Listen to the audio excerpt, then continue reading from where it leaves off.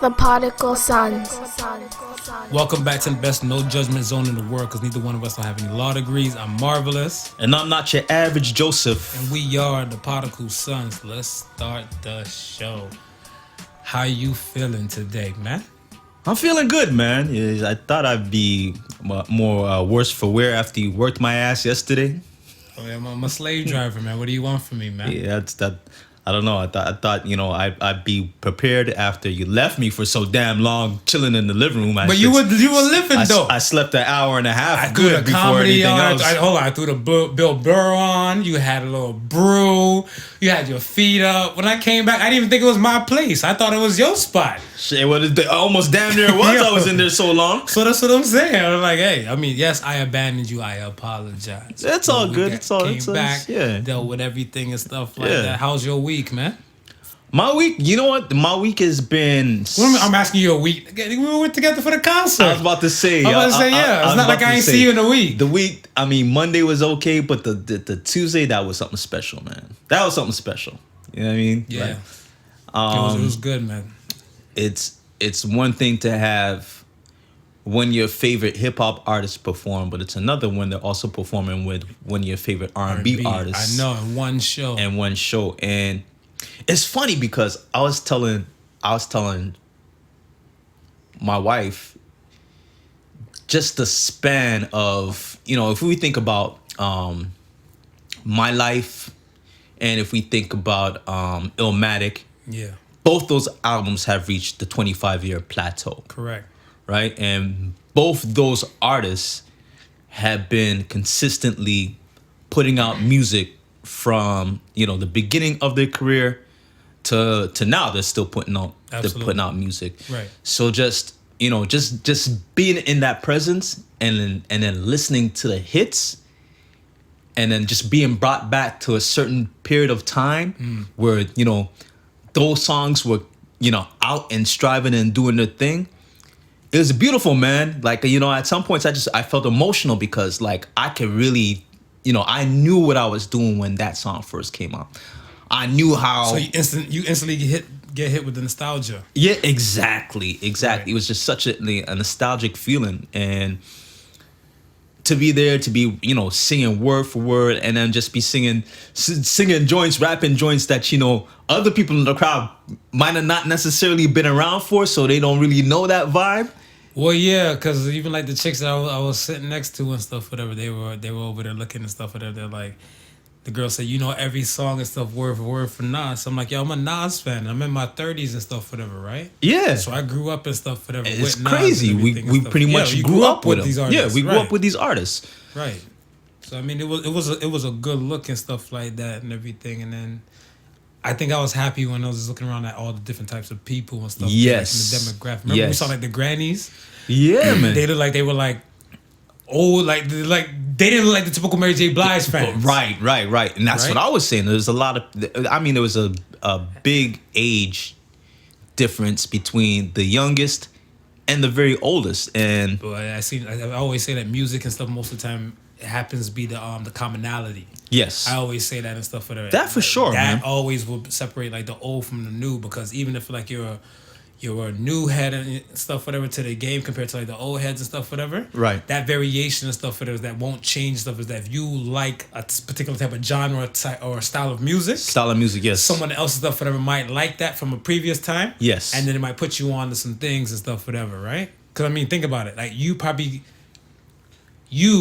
probably gravitate toward the music and stuff like let's say like a Bob Marley type of thing. Bob Marley was popping like at the time and stuff before you were born. Before I was born, and right, then, right. Even after he's gone and stuff, it still will live on. So now if you have a conversation about a Bob Marley song with an old head and stuff, whatever, it's like it comes together and stuff just like that, right? Especially when, some of the music, like, it's hard for you, it's hard for this generation nowadays to really understand, because today's music is really what you call pop music. It's popular music. It's for the current time. By next year, a lot of the songs that they're singing today are out of touch with what's going on. Whereas, you know, a lot of the stuff that we grew up listening to stands the test of time. You know It's what I mean? timeless. And you know, a lot of it is even relevant today. So True. man, it was crazy. It was a really, really dope show. I was glad that, you know, I was able to experience the whole thing with you, because, you know what I mean, we're heads, we love music, we talk about facts. this stuff. Exactly. So Man. to actually be there in the atmosphere and soak it in and enjoy it. Yeah, most Man, definitely. next day people was hitting me up. You were there? You were there? I was like, listen, man, I wasn't looking about for nobody except Mary J and Nas. True, yeah. If you was there, I wasn't looking to see you. I was looking at accident. I was looking at some people's IG stories and stuff, whatever, and I Yeah. seen, like, you know, they were there, like people that I knew. Yeah. And I looked, I'm like, oh snap. I'm like, yeah. That's just what it is, whatever. And then they're like, oh, where were you sitting and stuff? And I'm like, doesn't matter, man. The show's done. Yeah, like, yo. exactly. I was like, yo, I didn't look at your IG story until, like, I probably got home that night, or maybe the next day. Whatever, next day, right. So I'm like, at the end of the day, like, yo, it is what it is, whatever. I'm like, I was laughing and stuff because there was somebody and stuff I knew that was there and stuff, whatever. Like, they're, I want to say, or they used to be a former stripper. Okay. And they were like, they couldn't miss that show for the world and stuff, whatever, right? Right. So I'm like, well, at least you weren't working and stuff. And she responded and stuff like, well, no, she didn't work that night. So I was thinking, like, she's an older lady. Let me ask you this. She's an older lady. Yeah. Should there be a cutoff age for strippers? Like, all right, if we're looking at, like, TV actresses or models. Yeah. Look at the models. Yeah. Models get scooped at, like, what, from 16? And by the time they're 30, they're old in the model world? Right. Should there be a cutoff age for strippers? I want to say probably before the advent of plastic surgery. What the fuck? But you know, a lot of these strippers is running out there getting the 20-year-old bodies in their 50s. Well, I see some posts and stuff, whatever. Somebody was like, yo, the grannies, was that you? The grannies back then? Yeah. The grannies back then to the grannies now. So that's what I'm saying. Like, I was thinking about it too. I'm like, yo, like, these ain't the same grandmas, whatever. You know? No, it's not the These same. are the ones with that that strawberry looking candy. Yeah. That used to keep in the purse. I don't even know what the fuck that candy's called. I just call it church candy. Yeah, the church candy. I just call it church candy and stuff, whatever, oh, right? you can have some candy, sweetie. And it has the strawberry little wrapper design and stuff on well, there. I mean, when you think about it, right? It's like the picture of the old school granny. It's like, okay, they had their children when they were in, like, maybe like their late 20s, pushing early 30s, Right. even some later into their 40s, right? Those children were having children in, like, let's say mid to late 20s and so forth, where the generation Now everything's earlier. Everything is earlier. So, you know, I mean, grandma is like late 30s, early 40s, and still looking like, you know what I mean, she hot to trot, especially nowadays when with what we saying the 40s is the new 20s. Yeah. Because, like, see, okay, the funny thing, too, is that I remember one day I was looking at this girl. Yeah. Right? And she had her daughter at 18. Okay. Right? Yeah. And I think, like, I can't remember how old she was at the time and stuff. I think we were talking and stuff like that. So she was probably, like, 20. Right. And she said her mom is, I think, like, under the age of 40, right? Yeah. And then when you look at them and stuff, I'm like, yo, the apple don't fall too far from the tree. Far from the tree. But I was looking at stuff, I'm like, yo, damn, your mom is like a young ass grandma. I'm like, that's crazy to think about. That's like, your grandmother before you hit 40. It's crazy to think about. You know what I'm saying? So I'm like, yeah. So like, when it comes down to it, but I was looking at something like, yo, isn't there a cutoff for strippers and stuff, whatever? But like, you're right though. When it comes to the surgery and the doctor and stuff, whatever, the ass shots and the lipos and the crow's feet, the Botox, you could probably keep stripping till like you're about 60. Look, we went from MILFs to GILFs. You call them gilfs? That's what they call. I don't know. You know. So all right. Me, I guess the fucked up individual that I am and stuff, whatever. Yeah. I go from like MILFs. Yeah. MILFs and cougars, they're kind of like in the same range. MILF and cougars, If you yeah. have kids, Yeah. you're a MILF. If you You're a don't, MILF. you're a cougar. Right. And if you're older than the cougar stage, whatever. Yeah. I call that prehistoric pussy. Like, you know, that's saber-tooth tiger. That's some saber-tooth tiger. You know, you went from a cougar to a saber-tooth tiger and stuff, whatever. You're in that type of world. That's just me. I know my asshole and stuff, but I was looking, I was like... We got some saber-tooths that listen to the show. You do know this, right? I mean, and I'm you down. do know this, I'm right? like, hey, I am single and ready to mingle. So like, don't be ashamed. All You right. might teach me some techniques. If we just need KY in the bedroom and stuff, whatever. I mean, hey, I understand you're not that young no more. So holla at me. But I mean, Saber-tooth tiger. what's the cutoff for porn stars? Well, we have like gilf porn. They don't cut off. No. There you go. You got the mature category, which is, you know what I mean? And that's popping though. And they 50 because like plus. Lisa Ann or something like that, whatever. Yeah. Like yo, like I'm like I never played this. I guess I probably wasn't into porn like that or something when I was younger or something like that, but I never recall Lisa Ann being young. Right. I never recall Lisa Ann being young. Now I probably have to like go on Pornhub and see Lisa Ann when she's younger. Right. But other than that, I always known Lisa Ann is to be this hot MILF. Right. She always played the mom scene. She always played the mom scene. Yeah. And that's what I'm saying. I was like, yo, and she can still get it. Like she's cut. Like you ever seen the Bowflex commercial with the MILF? She's like, I'm a 52-year-old grandmother. I'm like, stop lying. You ever seen that? Dude, that's how Lisa Ann's body is built. Dude, I'd have seen a picture. It was either today or yesterday on IG. No, sorry. It was Facebook of Tony Braxton at 51. Fire. I had to scratch my head and be like, Fire. yeah. You know what I mean? I had to put it in do the math. perspective. I'm like, do the math. she is about 51. But in no way, shape, or form does she look it. Facts. You know what I'm saying? So it is what it is. Because I think like I don't know if she's still with Baby from Cash Money, but I seen her one day and stuff. They were walking somewhere and stuff. Whatever. They were at an award show or something like that, or whatever. And I was looking at like Tony Braxton, and I'm like, is she older than him? I'm like, yo, but you can't tell. You can't tell, man. Look at Nicole Murphy. Oh. Salute. You know what I'm saying? Salute. You know what I mean? And you know, granted, you know, I mean, it is, some of it may not all be real, but the illusion is there, man. They keeping it young. I mean, they're keeping it young. They look clean, like $1 million and all that type of stuff, whatever. Yo, speaking of clean, yeah. Do you watch your woman when she takes a shower? Like how is like, do you care to hop in the shower with your woman?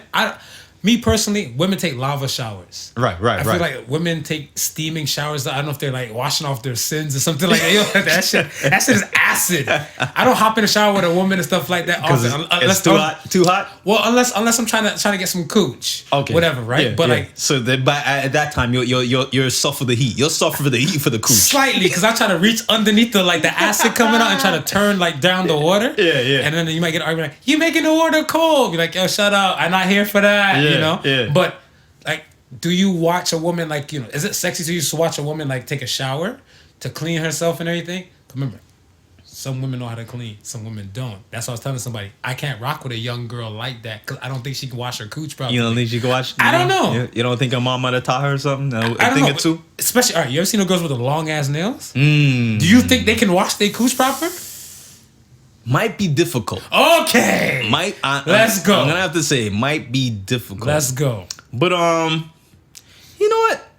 It's not much of a thing now. I guess that I'm older and, you know, probably seen one too many shower scenes. But from a movie or a porno? From a movie, from a porno, from a club. I mean, wherever. Right? Yeah, spot, $1 million.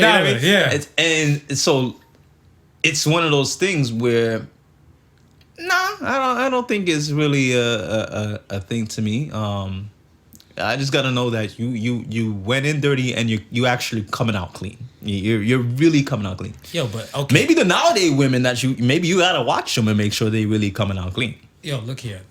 I remember way back when I was single and stuff, whatever, before I had got married and everything like whatever. Yeah. My thing to this day and stuff is that like if I'm sleeping with a woman, I want to watch you clean your body to know how clean your body is. So, because my thing is, I remember one time I hopped in the shower with the girl and stuff like that. She was in there. She did like a whole bath in the shower. You can't do a whole bath in the shower. You take a real shower while you in the shower. Why are you doing a whole bath in the shower? All right, this is what she did. She had a washcloth. She looked at me like I was behind her. She's like, "Hey, oh, you jumping in? Yeah." I'm just wetting up my rag and stuff and kind of just look at her and everything and stuff like that. Yeah. And she just she did one rub on the left side of the neck, the right side of the neck. Yeah. She got the chest. Yeah. She kind of went under and over the titties. Yeah. And like kind of went down her leg and then rinsed off. I'm like, yo. You're not done. You missed somewhere. You missed somewhere. I was like, the cooch, the ass, like you're not done. Yeah, You're not done. And yeah. she's having to rinse off and stuff, whatever. I'm like, this girl dirty as hell. Mm-hmm. And it turned me off. Yeah. It turned me off. Like, I'm like, yo, nobody tell you how to wash yourself and stuff, whatever. And then somebody cussed me and stuff like, I spend too long in the shower. Yo, the soap is called Lever 2000. I got 2,000 parts to wash, man. Listen, man, I'll be in the shower for a daytime. Oh, for real? Oh, I thought I was the only one that took Hollywood showers. Man, they get mad at me in this place, man. They're like, yo, hurry up. I'm just getting into it. You know? They want me to get out already? Yeah, that's what I'm saying. I needed time to rinse, like to get the body wet. Yeah. Then lather up. Yeah. And then do all that. There's the moment of the meditation. You know, when you just stand still, let the water hit you. Come on, man. Touch me, man. That's what I'm talking about, man. That's what I'm talking about, man. For real. Come on. Because I was looking, I'm like, yo, how the hell y'all come? They go in the shower and come out the shower fat. I'm like, yo, you ain't wash yourself. And then, what do you mean? I didn't wash myself. I'm like, And then the chick was like, well, she's like, what she say? One girl said, you take a long time in the shower, but you take a long time and stuff when you drop in the deuce and everything like that. So I'm like, yeah, because I'm in there for a mission. And then I'm in and out and stuff, whatever. Oh, yeah, kick rocks to you. Screw you. You made me kick rocks? Screw this Deuces in the dark, this whole Deuces in the dark thing? Hey, I take shits in the dark, man. Listen, man. What's wrong with taking... Look. You have... Okay. Yeah. You have fuck face. Right. You have cum face. Right. And so you should have a shit face. Yeah.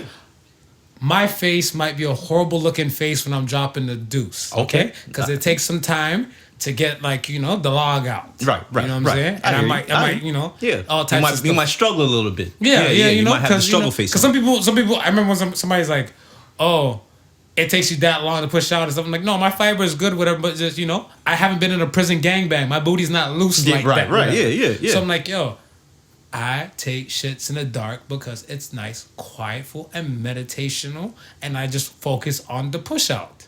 Okay. Why are you judging me? You who's supposed to be a Podical son, judging me because I take shits in the dark. I don't know, man. I don't know if I can take a shit in the dark. Why do you need the light on for it? Explain to me.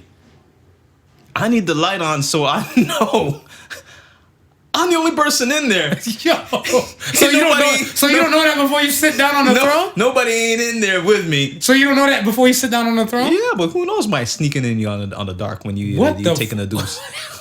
I don't know what's good. I don't know what's good. Okay. Why don't you just close your damn eyes? Okay, hold on. So let me ask you this.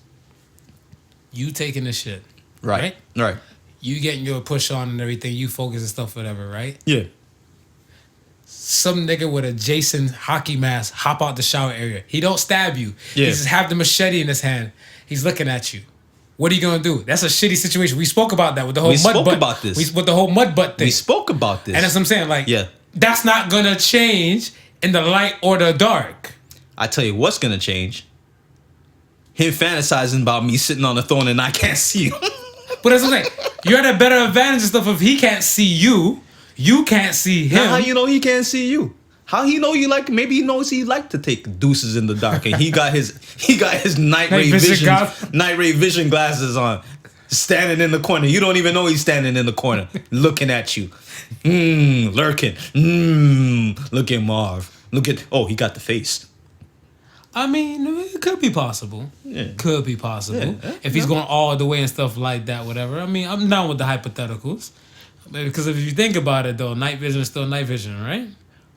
It might be a question that we might have to pose.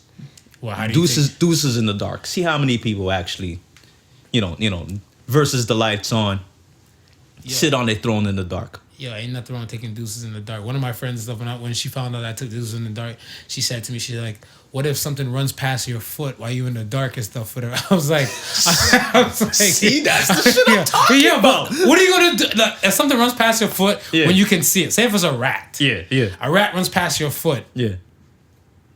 You're gonna get up. You're gonna freak out and scream. You don't freak out and scream, but and you're in the dark now. What if, right? What if it was just some how you have some of the stalls and some of the stalls don't go all the way to the bottom. so that it gives room for that air to blow. No, I'm not talking about. No, but I'm saying, Yeah, but yeah, I'm saying, yeah. what if it blows a feather across your foot and that feather brushes your foot, right? If you can see the feather, You won't. you ain't jumping and you taking the dude's comfort. That if you don't see that feather, it ain't that feather. I give you that. But see, let me say, like, if I won't drop a deuce in those type of stall type places and stuff in those washrooms. I like to find like a solo dolo type of thing where I have control of the light switch. So if I don't have control of the fucking light switch, I ain't going in there. You're not taking it? Nah, man. You're not running the risk? Nah, some dudes are brave out there. Some dude and stuff, he out there dropping deuces and stuff. He tried to stunt like he dropped his keys in the toilet because he knew I was outside washing my hands. Right. And the man's like, "Are you here?" Doom. Oh, my bad. I dropped my keys. No, you didn't, man. That was a log That right was a there, log? man. That was a lot. Like, don't stunt.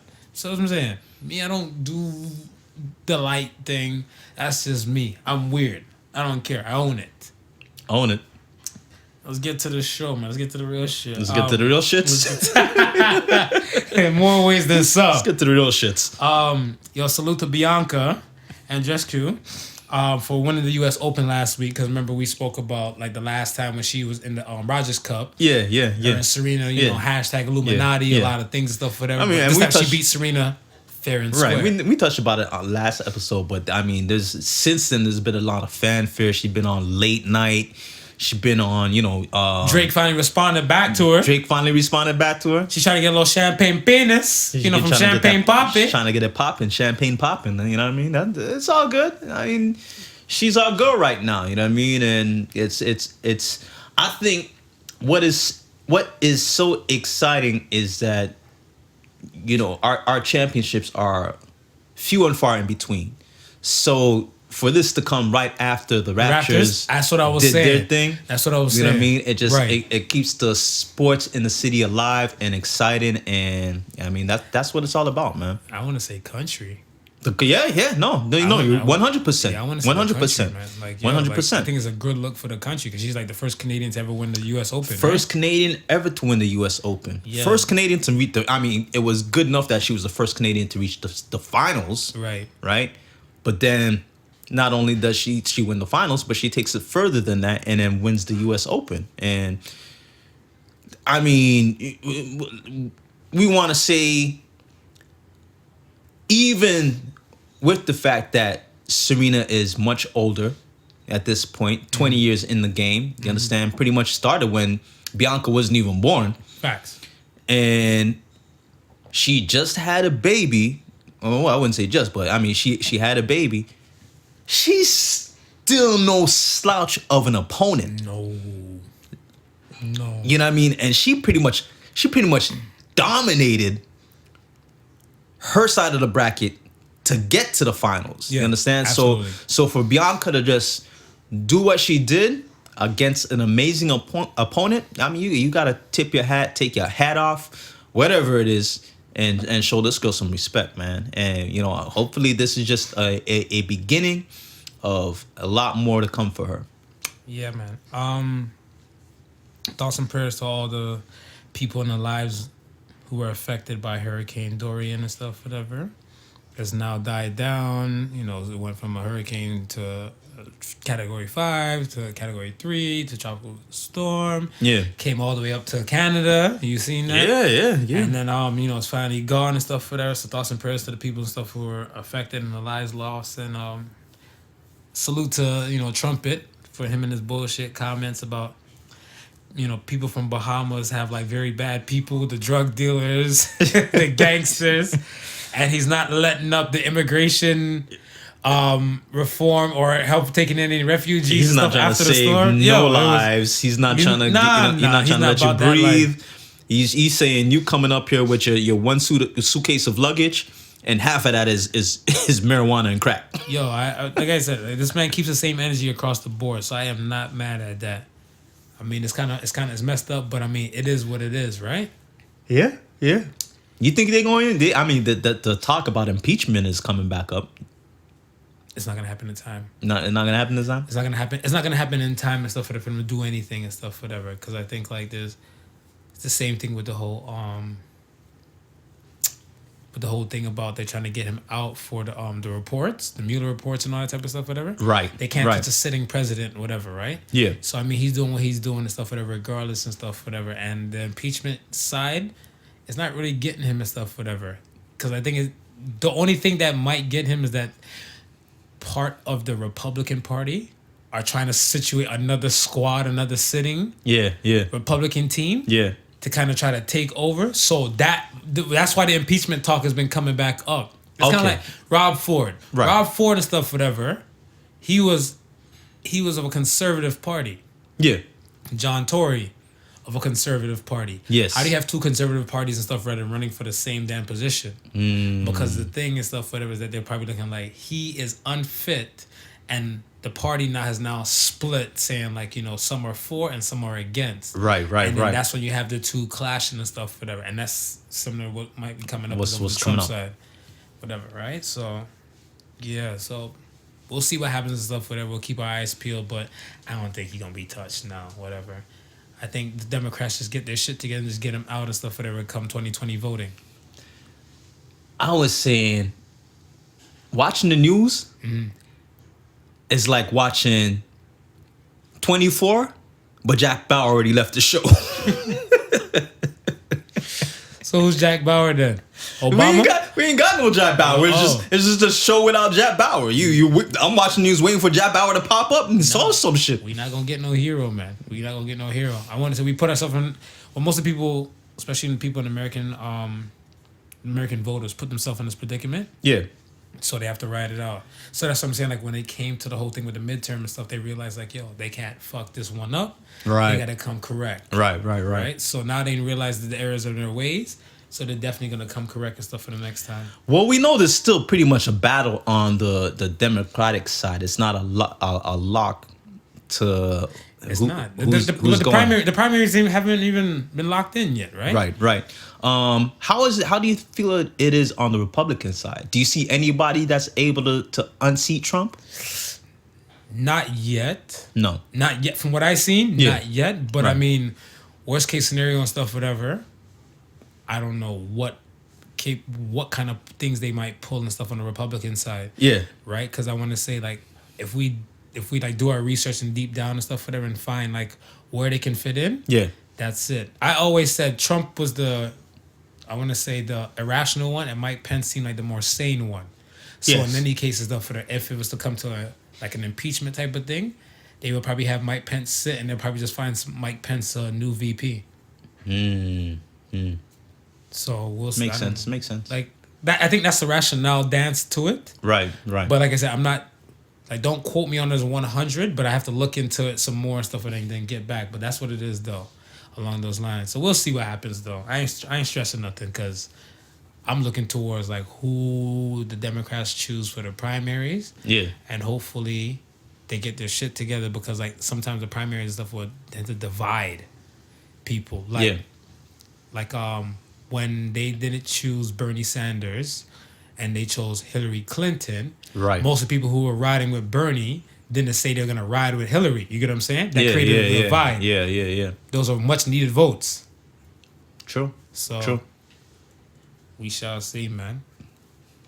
A next thing on the thing. Let's talk about this Antonio Brown dude. First and foremost, y'all, I love my freaking Patriots. Okay. Yeah. I love my Patriots. You patriotic to the Patriots. Exactly. I ride with Patriots and everything like that. So the joke and stuff, whatever, is that I seen on somebody's Instagram, and I think the meme was like they had a whole bunch of things. I think they had a camera, a gram of weed, a sexy woman in a bikini, or I guess i.e. a prostitute or something like that. And then they had like Patriots people and stuff, whatever. And it said, match up the Patriot with the charge. Right? So like you see Robert Kraft there, so like obviously match him up with the prostitute, whatever, right, the rub and tug thing. Yeah. And I was like, yo, you guys are foul and stuff, whatever, right? But I'm like, I looked at it, I was like, they're always attacking the Patriots. Not Antonio Brown when he went through his little dance from the Raiders and stuff, whatever, them releasing him and everything. He had a week. Yeah. He had a hell of a week. Yeah, he had a week. From the Raiders and stuff, whatever, releasing him, to the Patriots and stuff, scooping him, to like this rape allegation thing. Right. Right? People cuss me. Like, I want to say not on social media aspect, but face to face, because they know the type of person and stuff I am. Yeah. They looked at me and stuff, and they said that we know you think Antonio Brown didn't do any wrong, but I said, me, if a man's to rape me, Yeah. one time Yeah. is the most he can get away with it. 2 times, Yeah. what's going on for the second time to be happening? But cops should have been called second time. Right. 3 times. Yeah, and then I think that's the issue that I had with it. Do you believe her? When I started to read what was going on as far as the articles were concerned, and when I hit the 3rd accusation of sexual assault, I was like, well, the first 2 times you didn't realize it was sexual assault. It was rape, and they downgraded to sexual assault. It was rape, and they downgraded. And they downgraded to sexual assault. Okay, and I'm like, strike 1. Okay, yeah, you, something might be there, but you're given the benefit of the doubt. Yeah. Strike 2. Okay, we might have issues here, but do you allow a strike? And then potentially it's a strike 3, because what were you thinking when it was happening? You weren't thinking strike 3 when it happened. Lucifer's a lie, man. Lucifer's a lie. That's what I'm saying. Like, yo, I don't think. Do you believe her? I don't believe her. I don't believe her. I don't believe. Like, there could be other cases. Like, and I'm not speaking to like all rape cases of rape allegations and everything like whatever. I'm speaking about this one. I do not believe her in this case. There's other real cases and stuff where women and stuff have been raped once. Yeah. And those things haven't been brought to light. And they go back to the accuser. Yeah. That is fine. Yeah. That is fine. Those are separate situations from this. 3 times? Yeah. Really? I'm like, yo, that's what I'm saying. Like, I hope the Me Too movement peoples and stuff don't even look this way and stuff for this nonsense. And then these photos popped up. And then and this is the funny thing, because she was what, the athletic trainer for the team. For the team. Now you're the athletic trainer for the team. Mm-hmm. You understand? I'm like, okay, where are you in these situations where you're being assaulted? So now are you not on? It's not on. I'm assuming it's not on. The team compound, right? Wherever you would assume somebody like her in her profession, working on the team's behalf, is doing this. You know what I mean? Right. Not to say that they can't be going to wherever the player is at and administer some one-on-one therapy to the players. I get that. I understand that. Right. But if you're working on behalf of the team, right, and you feel like you've been disrespected or assaulted or whatever the first time around, right? And you say to yourself, well, maybe I read it wrong. I could be misunderstood. But in any case,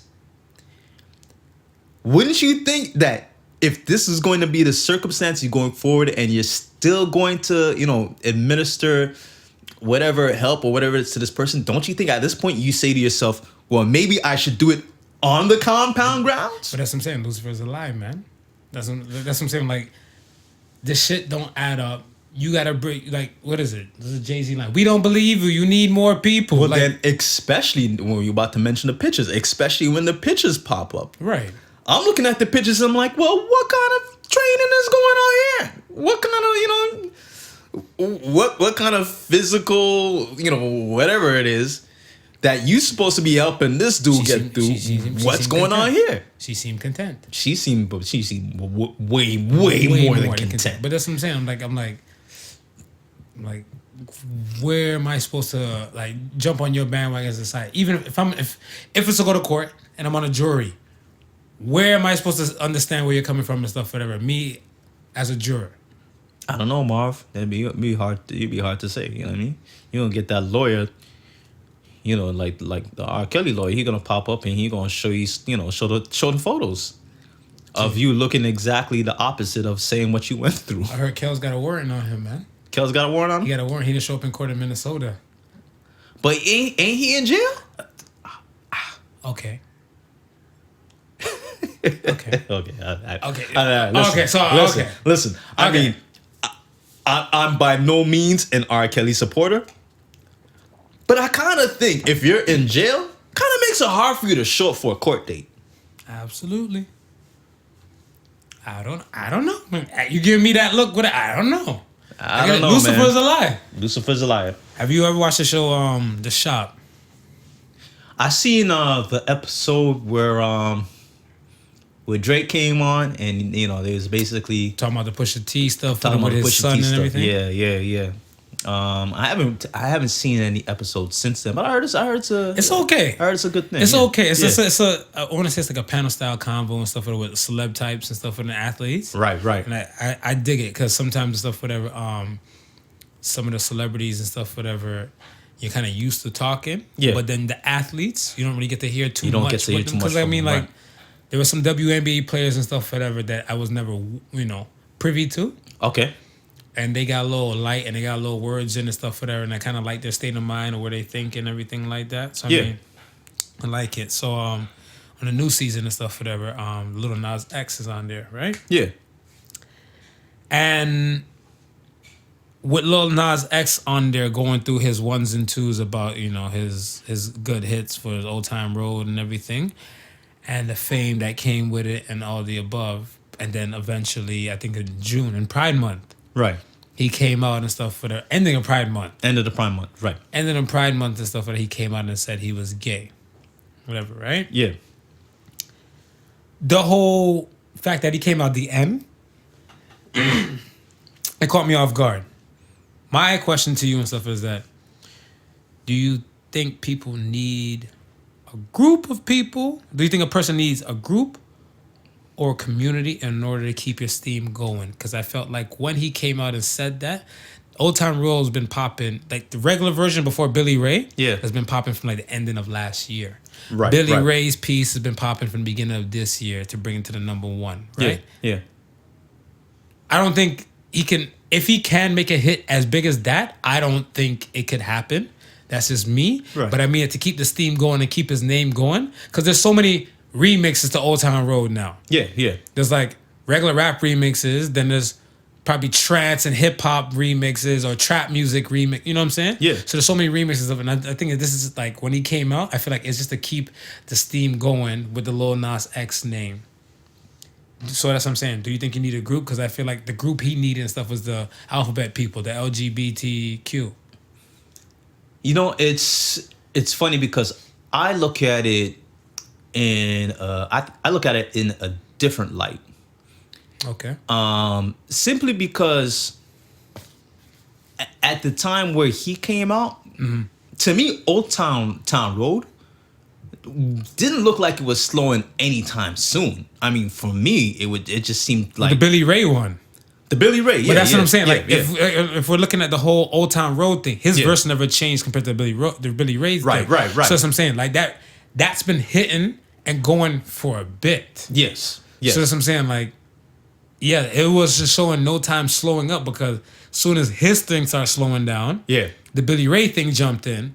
And then now you start adding the other remixes and stuff, the little, versions and everything and stuff too. So it wasn't losing no steam. Right. Because everybody will still go back to the original. Yeah, I to be honest with you, I think even if he didn't come out as being homosexual, Yeah. it still would have probably just did like the numbers that it projected. Yeah, or, that. or going through where it was going. That, but that's what I'm saying. You now get a. Okay, so us. Like a Steve says, it's like a stimulus package. That Yeah, we got? it's kind of like an add-on thing and stuff to kind of grab like some. So like for us, for example, we talk about everybody and stuff whatever, right? Right. We might talk about a situation where like black people might be mistreated and stuff whatever, but we still talk about people. It's a people type of thing in general. Yeah. So now if a group of people and stuff would say like let's say feminists, for like sometimes when we speak about how men treat women. Yeah. If a group of feminists latch on to us and stuff whatever, they're keeping our steam going. They're like, yeah, like the Podical Son said, you know what I'm saying? Right. It's kind of like a group. Right. Like, do you need a group or community to kind of band by you and stuff and help you keep going? Maybe in certain situations, But not in this case. I don't think in this case Okay. in actuality the way how I heard it was the community actually Forced him. came to him and said, "Listen, we know you're one of us. We want you to wear this flag." How they know he's one of them? Like they seen him in the video. Well, no, sucking dick? before he came out, there was hints. Like he dropped a few hints on I think there was one of his album covers. He had the rainbow flag. the rainbow flag. Oh yeah. Oh, And- I'm not a Lil Nas X fan like that. But That's why. and that's what I'm saying. Like we wouldn't know because we're not fans like that, right? Right. But for those who are fans of him, I think they either knew or had an idea that he was. Because for some people, when he came out, it wasn't a surprise. So when he's like, I'm gonna ride till I can't ride no more, it had more meaning than some. I had more meaning than some. You know what I mean? And you know, the baby, we don't know who the baby was, but now I think we now know what gender the baby was. And yeah, I think, you know, it was literally them being in tune with, you know, with the entertainment business, being in tune with how much influence the song is having, how much Facts. exposure that it was Absolutely. getting. I think and that's what I'm saying. I think it helped more of their cause than it did Lil Nas X's cause. Oh. Because regardless if he came out or not, I think that song would have just continued to do what it was destined to do. So they're saying that the community latched onto him.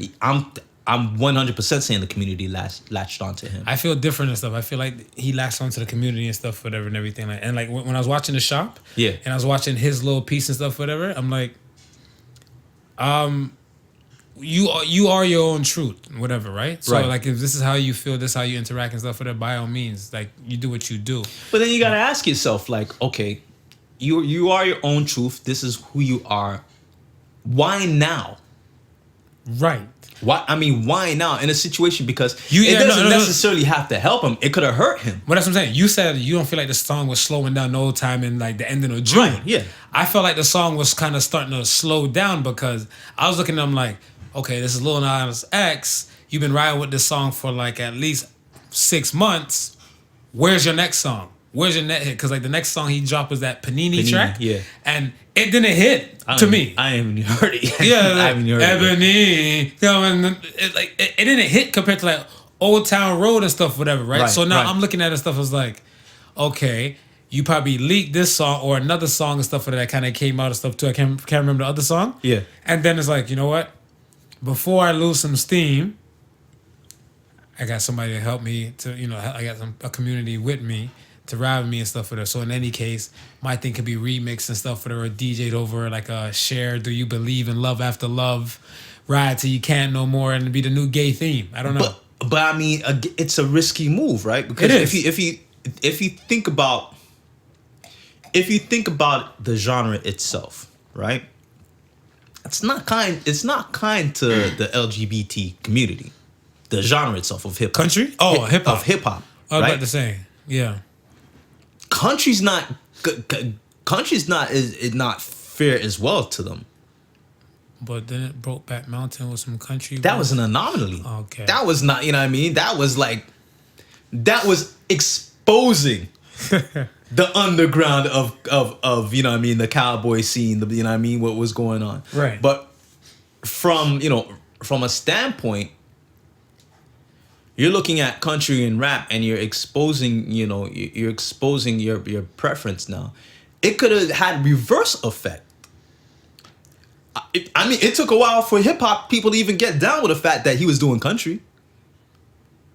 I mean, I don't think so because Nelly already hit with the Tim McGraw, the over and over in my head and all that type of stuff. And hip hop people always been dabbling into other type of art. Yeah, Whatever, but even when Nelly did it, right? Even when Nelly did it, the diehard hip hop community was like, nah, fuck that shit. Yeah, KRS-One and those type I of ain't people. listening and to stuff that like- shit. Yeah. I mean, I was listening to that shit. Right, but then that's what I'm saying. It's the new this new wave. Right. Right. That new wave and stuff. So say like in your time, you had KRS-One and all them type of stuff, whatever, right? Yeah. Nelly came in my time. Nelly came out when I was in high school. Right. When Nelly dropped people just love Nelly with that whole country grammar song. the whatever, country right? grammar, right? Yeah. So that's what I'm saying. When he came with the country grammar and stuff, and then eventually when he came up with that "Ride with Me," if you wanna go take a ride with me, that has a country vibe to it. Yeah, And yeah. if people are playing that in their whips and then jamming along and stuff, whatever, they're catching it. Now the old school hip hop heads, if that's not for them, they have to make room for the young peoples. Right. And the young ones and stuff, whatever, are now beating to us and stuff like that. Whatever. So that's what I'm saying. It's already been there. So now, let's say those are my peoples and stuff, whatever. Like they're probably in their 30s now, Yeah. to the Nelly heads and stuff, whatever. So now when you hear Old Town Road, it's nothing foreign to you because you know hip hop already done dabbled into the country world. Yeah. So in your time, hip hop never really dabbled into the country world and stuff like that compared to like my time. Yeah, but I mean, Kumodi, Wild Wild West. Okay. I mean, but okay, even with Nelly, right? Right. How long has Nelly stopped doing, like I would say like commercial joints? After Tip Drill got in some steam, and that's my favorite video. Tip Drill, right? Yeah, that's my favorite video, not song, video. And Tip Drill itself was far removed from what he was doing as far as country was concerned. Correct. Right? So then you had that space where nobody else, until we got to Nas X, kind of touched that genre or kind of, you know what I mean, kind of did its thing. So No, but I mean, there's still other genres and stuff that they were touching. Like, remember, what was it? Party Like a Rock Star? And it had like a little guitar type of theme and stuff, whatever, too. yeah, Like but, Trick Daddy and but stuff, whatever. that we were used to. We were used to that shit from Run DMC Walk This Way. Right. You So that's what I'm understand? saying. But it's still known because the funny thing, too, how often in like another genre, like, we'll say rock music, Yeah. that you have a rock group featured another rock group and stuff whatever in a song. Very rare. Yeah. But hip hop and stuff whatever is that type of genre. Hip hop and R&B is those type of genres and stuff whatever that will allow and dabble with other arts and crafts and worlds and stuff like that, whatever, right? Like when Lady Gaga did the thing with what's his name? Tony, the Tony guy and stuff, whatever, right? The guy who she had the Tony Bennett. Okay, yeah. When Lady Gaga did the thing with Tony Bennett and stuff, whatever, that kind of like opera type of thing and stuff, whatever, that was rare from a non hip hop R&B world to happen. That stuff doesn't happen that often. But I mean, you can't look at her and say she's like a R&B hip. She's more pop. So That's what I'm saying. You would expect that from you can expect that from a pop, because if a typical pop artist doesn't really have any genre that they conform to. You can listen to their album and they can have 5 or 6 different genres that they're dabbling into on their album. Whereas Katy Perry shit. right. Whereas if you're looking at a hip hop artist, 99% will be hip hop, and then maybe that 1% might be hip hop and R&B. So when they're coming in, and I get it, but even with rock, right? Mm-hmm. As far as rock is concerned, through the art of sampling, it's always been a part of it's always been some form of structure where it's infiltrated in hip hop. Mm-hmm. Where you have might have somebody might take an old Sting sample, you know what I mean? Someone might take this, that, Puffy. and the third, right? Yeah, Puffy. Whereas country, you really know the artists who really dabbled with the country, and that would be the Nelly and coming up in your time, right? Mm. Prior to that, I think maybe I can think of 2 rappers, Kumo D, and there was this next dude. He wore the cowboy hat and everything, rapper something. But anyway, that would be in my time, and it would only be a certain amount of songs. Fast forward to this time now where you have this Lil Nas X happening, and Lil Nas X is happening in an era of trap. Right. Where nothing else is happening but trap music. You know what I mean? So for him to pop up on the stage and do what he's doing, it becomes an anomaly. And listen, man, the hip hop scene was hated on what he was doing, to the point where when he first hit the charts with that music, it was under country. Yeah. Right? How he got his steam was, well, listen, we're taking it off the country's charts, right? All of a sudden, now black people want to back him because, oh, what? Black people can't do country? That, and the third? You know what I mean? So now it's become a black issue, right? Y'all don't forget about Darius Rucker, though. They forgot about Darius Rucker. They Right. forgot about, he was the one from Hootie and the Blowfish. Hootie and Blowfish. Yeah, they forgot about my man. You know what I mean? Yeah. They forgot about Charlie Pride. Right. You understand? So all Charlie's hits be hitting, though. So Charlie the man of country, Okay. man. Come on, man. So now, here's this whole thing where the community is now behind them simply for the fact that they're not still riding with the song, but now the song is playing more frequently. You're getting more used to the song. You know, man, you know, you still had little trap elements in this. You can fake it like it's trap music. Right. You understand? Then it picks up a little bit more steam now. Then you throw Billy Ray Cyrus in the mix. You're like, oh, that's Miley's pops. Yeah, we know Miley. You know what I mean? So Right. now you had that little tie-in With everybody. with everybody else. Now people are starting to push it on the urban scene because they're saying, well, fuck you. If you're taking it off the country charts, we're going to throw it up on the urban charts. So now Right. it's sitting on the urban charts, right? You know, if it's sitting on the urban charts, it's more accessible to the urban, right? True. They throw Billy Ray on it because, you know, it's there. We arguing. Now they put it back on the country chart. So by the time you get to the whole Pride Week, there's a whole shitload of people who are just being exposed to it. Even though we know how long it was been rocking Right. for.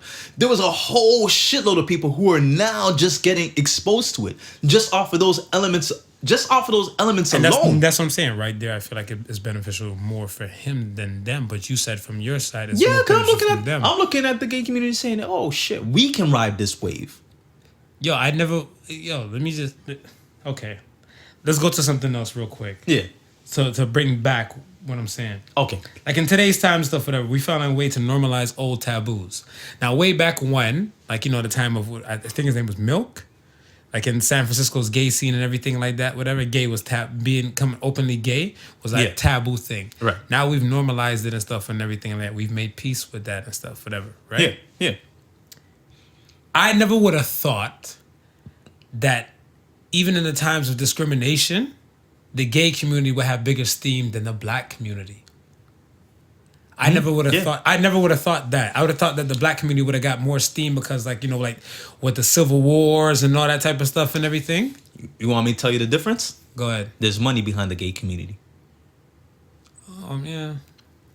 Money talks and bullshit run track. Money meets. talks, bullshit walks, man. There's money behind the gay community where there's not that much money behind the black community. Gotcha. You understand? And it's so funny because I had mentioned this to somebody else, whereas we look at the civil rights movement was birthed out of the black struggle, Facts. right? But everybody and their mama who figured themselves caught up in the struggle has latched onto the civil rights movement. Mm-hmm. You understand? So now latching onto the civil rights movement, who does the common enemy become? Rich white men. Right. So now that rich white men are the enemy, you know what? We're all fighting the same fight. Even though we're not fighting the same fight.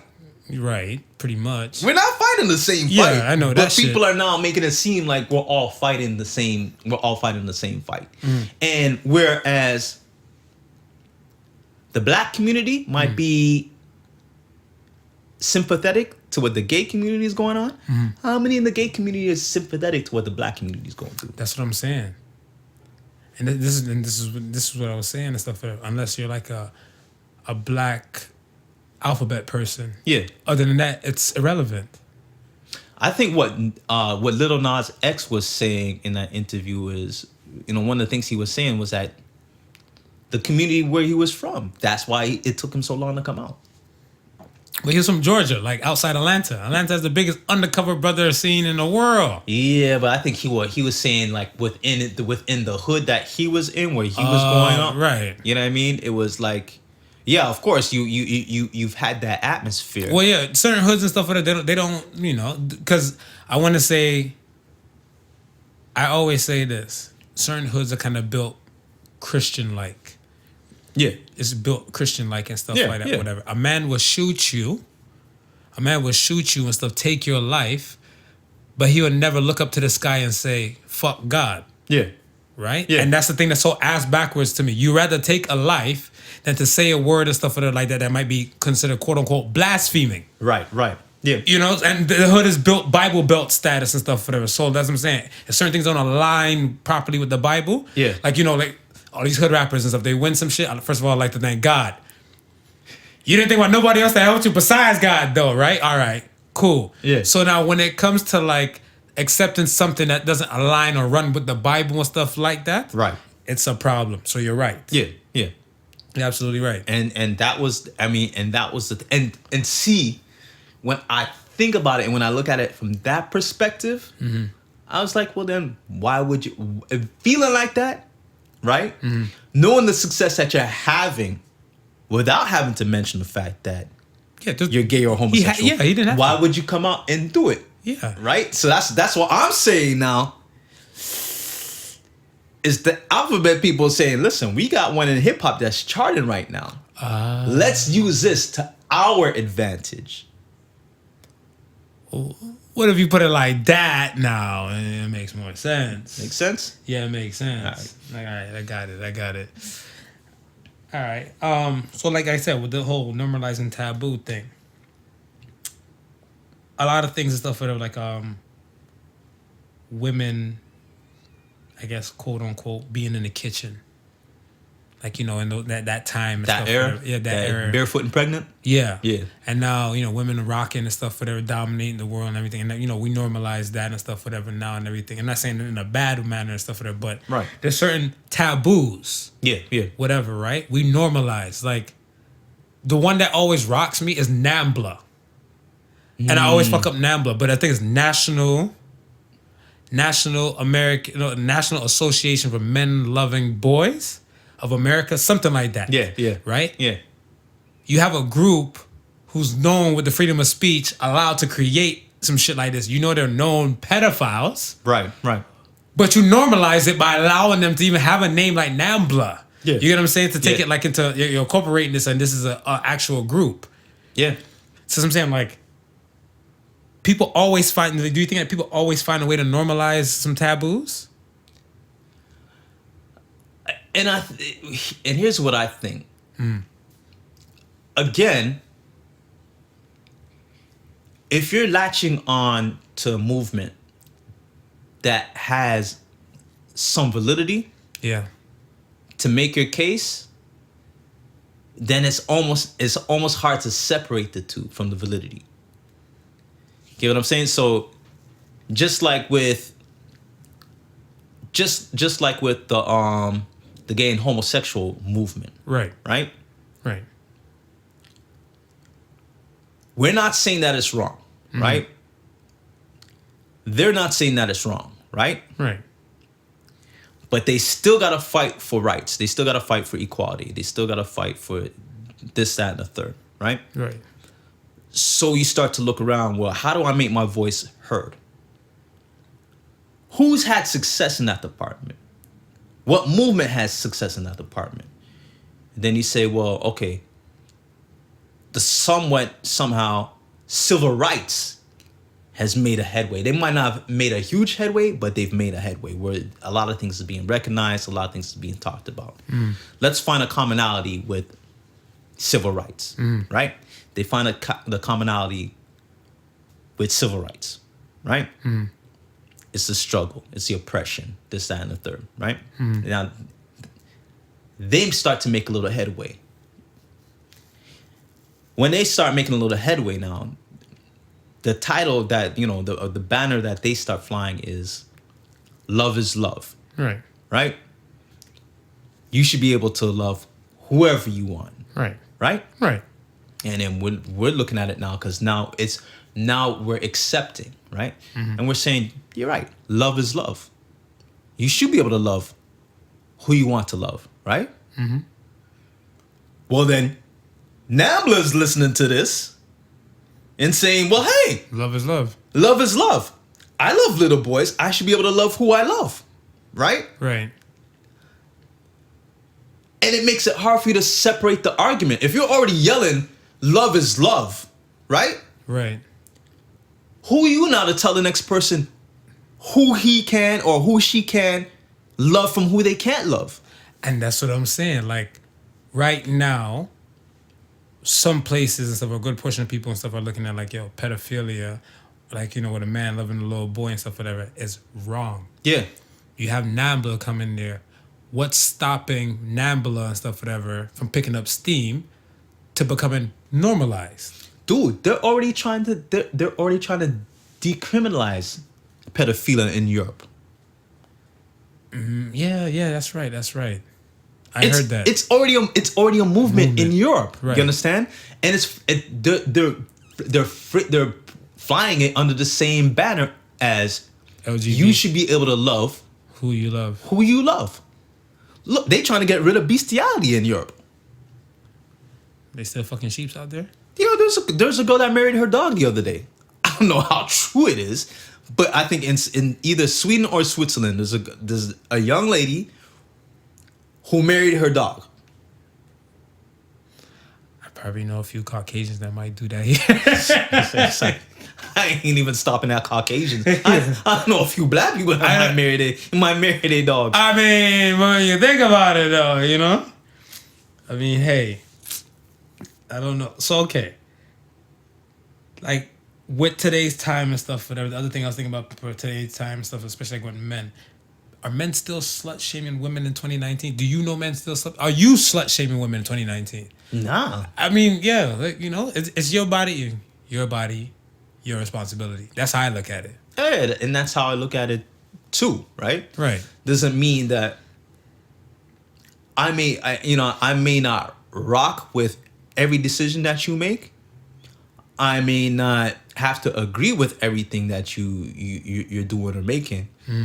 But I'm in no position to tell you how to live your life. Absolutely. Right? And nobody should be in any position to tell you how to live your life. Right? We don't have to agree. But at the same time, your life is your life, man. I'm not looking for you to tell me how to live my life. Can women have sex like men? Women are having sex like men. No, we're talking about like, you know, well, I want to say, like I said, I don't think we've come to a part to normalize that. Like where if a man sleeps with many women, he's a player. He looks like as a king. If a woman sleeps with a lot of men, she's still Dude, hot girl summer just passed. What are you talking about? so it's working its way. So that the hot girl summer is the normalization kicking in. Hot girl summer just passed. Okay, what but are we that's what I'm talking saying. about, bro? Before hot girl summer and stuff, whatever, right? Yeah. Was there any kind of thing where they can latch on and stuff, whatever, for women being promiscuous and it being okay? I think Nah, you can't. I think with this whole Hot girl. not even the hot girl with this whole feminism movement. Okay, recently. The Recently, heightened movement of it. The heightened movement of Okay, it, right? right. A lot of what we're seeing now is stemming from that. Is stemming from Equality. the women are equal. Women are Yeah. just as much as capable as men. Right, Good or bad, the men shit that we do. right. Whether it be considering men womanizing, if women want to go out there and be manonizing,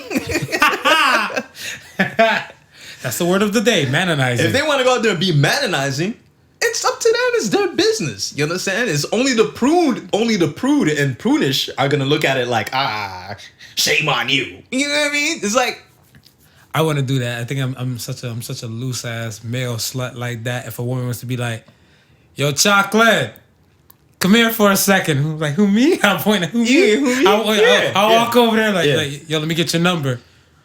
Okay, 416. just give it the digits and stuff, whatever. Because I want to feel the type of way, but then the other way around though, with the catcalling thing and stuff, whatever. I don't think I heard a woman getting charged for catcalling yet in New York. no. So they're not manonizing enough over there. Well, I don't think you're gonna hear it because it's still, to us, it's new and it's an anomaly, right? So eventually that might be normalized and stuff as well. That might be normalized as well, right? I mean, right now we're looking at it. Oh shit, she hollering at me. I'm happy. We happy. I'm happy. Right? Like, cause that shit don't happen. I'm happy. You know You know what I mean? It's just the shit that just does not happen. So if it's happening to us, we're like, oh yeah. God damn, yeah. I knew I looked good today when I left the house, but I didn't know I looked that good. Yeah, right? You know what I'm saying? So, but they feel a type of way. But now, if it becomes normalized, right, and you can't leave your house and go to work without here, yo, women stopping you. What up? Then you might start to get, what's wrong with these women? I don't know. If you listen, here's the problem though. If you would hear it 100 times in that day, right? At what point do you stop believing it and thinking, yo, this she just trying to get some dick? She don't really care. She ain't really saying what she's saying. She's just trying to hit and run. I'm ready to offer the dick. So I don't know about you, okay? You're a married man extraordinaire. So yes, you might feel the type of way. I might just be like, well, I mean, I'm free tonight. Yo, and then, hey. All right. Okay. Because we gonna get Marv today. We gonna get Marv today. All right. You free tonight, right? Right. She puts it on you, right? He's saying, that was some good ass pussy. Yeah. Oh my gosh. Let me reach over and hug her. You reach over and she's like, yo, boy, what you doing? I'll be emotional. She get up, put on her pants, and she go, I gotta go. Don't call me, I'll call you. Don't call me, I'll call you. I'll put the sheet up by my face and probably cry a little bit, whatever. You know, I'm emotional like that. You're right. The next day, someone cat call you. What you thinking now? What you thinking now? All they want is dick. All right.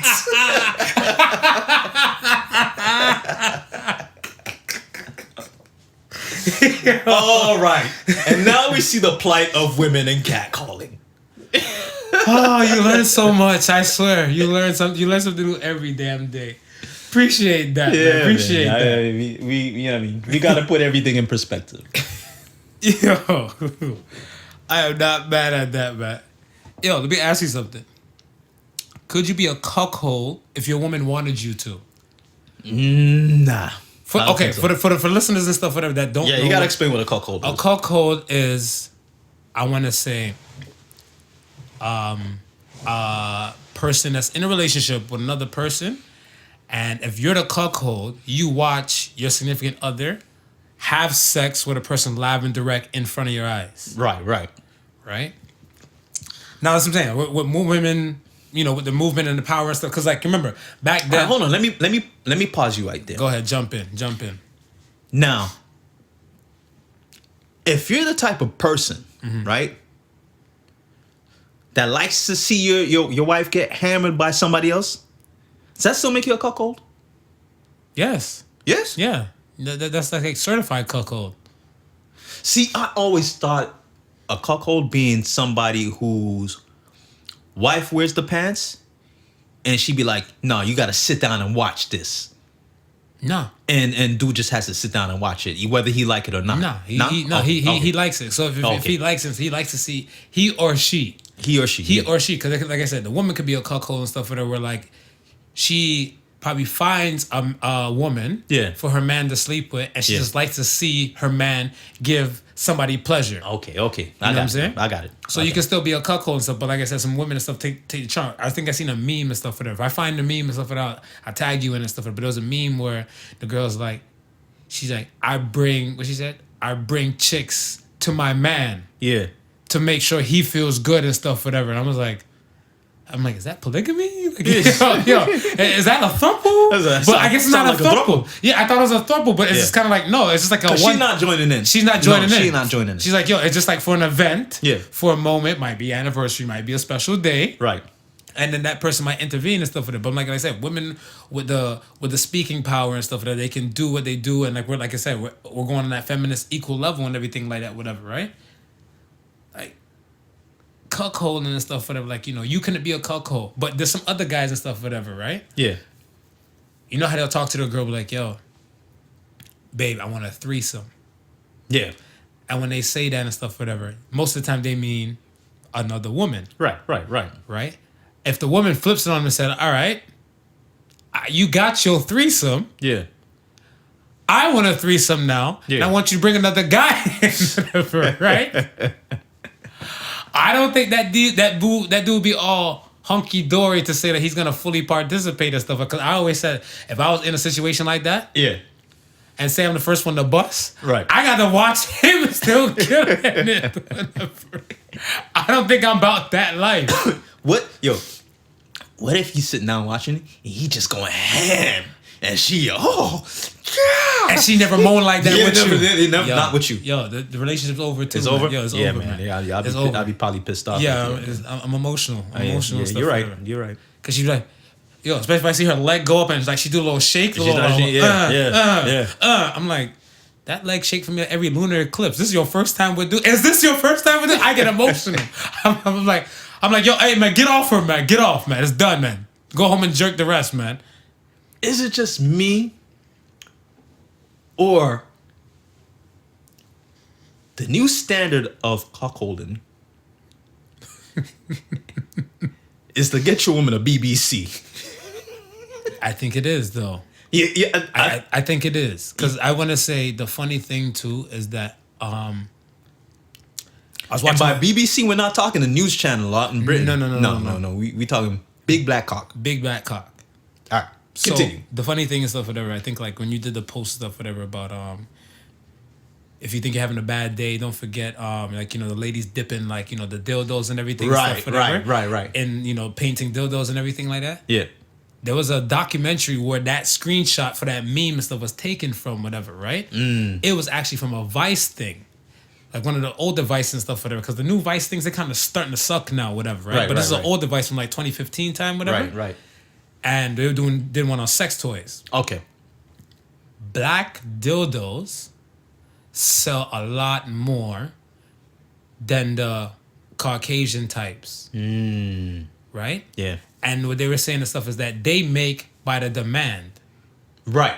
Yeah. Because most of these women and stuff who are buying them, it's like, I want to say it might be a good portion of black women and stuff buying them too. Yeah. But it's a lot of non-black women buying them. Right. Because they have this fantasy and stuff that are about a BBC. So now when it comes to it and stuff, if you're that cuckolding type of, I guess, male spouse or something like that, Yeah. you're just looking like, you know what? I seen you go ham on your black dildo and stuff in the drawer a few times and stuff and everything like that. If I'm throwing things in your drawer and stuff, I can tell you just freshly used it, Merry Christmas, Susan. Here you go. Have you met Raekwon? Now here's a question. Can you consider that racist?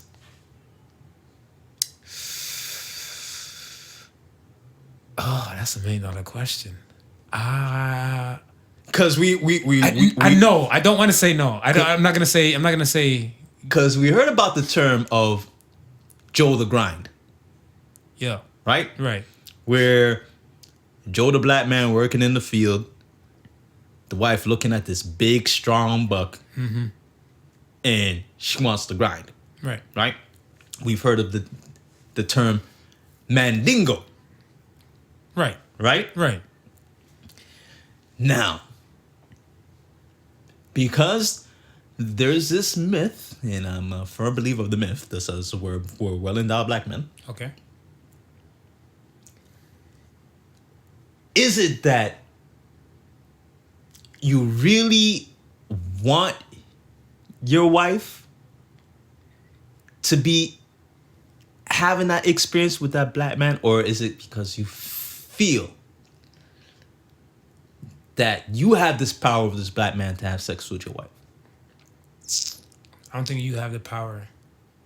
I don't think you have the power and stuff, whatever. Then, because if think about it, if like you're a man, you probably and you were with this woman and stuff. You're a white guy and you're with your white wife and stuff, a white woman. Yeah. And you're doing the ones and twos, and she might orgasm every lunar eclipse. Right. And then your white woman, you now allowed her to sleep with this black man in front of you. Yeah. And she's now probably had like 2 squirting sessions and shit like that in front of you. Yeah. And everything and stuff, whatever. Your power is lost, bruh. Yo. No, but what if your intention is to make your wife have multiple orgasms, right? And you figure... Would you want to do it, though? Hold on. Okay. And you figure a regular white dude ain't capable of doing that. So you gotta get yourself a Mr. Mandingo BBC and put him to work Shit. to make him do that. I mean, you're not far off with that, whatever, right? Because I put like this. I heard a woman say this stuff with her. She's like, she's okay. She said she's okay with the thought of like a polyamorous relationship, Right.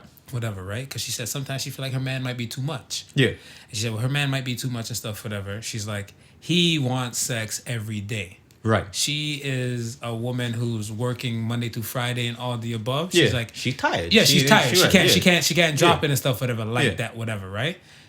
She's willing to say, yo, there can be only one, just only other one woman. Yeah. That's okay to break him off when she can't do the job, whatever, yeah. right? To make sure like the dynamics is still going. So if you relate that to your like the story and stuff, with the hypothetical and stuff, whatever, Right.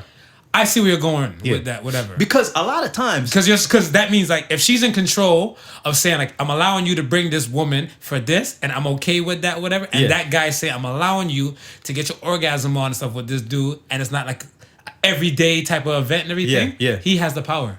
because think about it, a lot of them probably don't even have black friends. So where do you get into this from? Like what, on them dating No, sites or something? this is the fantasy, right? I mean, you can go on any site and any sex site and You fulfill know, the fantasy. I seen on Tinder. I seen on Tinder and stuff with her. I seen some chick. Yeah. She's on Tinder and it says she's married and couple, but the couple's willing to play. I'm like, I don't know about this because I don't feel comfortable with another dick out in the room and stuff, whatever, with me. So Yeah. if I'm doing the ones and twos and dudes in the closet and I just hear like he's out there rubbing one out, whatever, Yeah. I'm gonna get soft and I'm gonna go home. That might be. Yeah, so Yeah. I'm like, oh, I'm not built like that. Oh, yeah, I'm not built like that. I'm not whatever. built like that. So I'm just gonna swipe left and just ignore what I saw. But like they're out there like that. Yeah, 100%.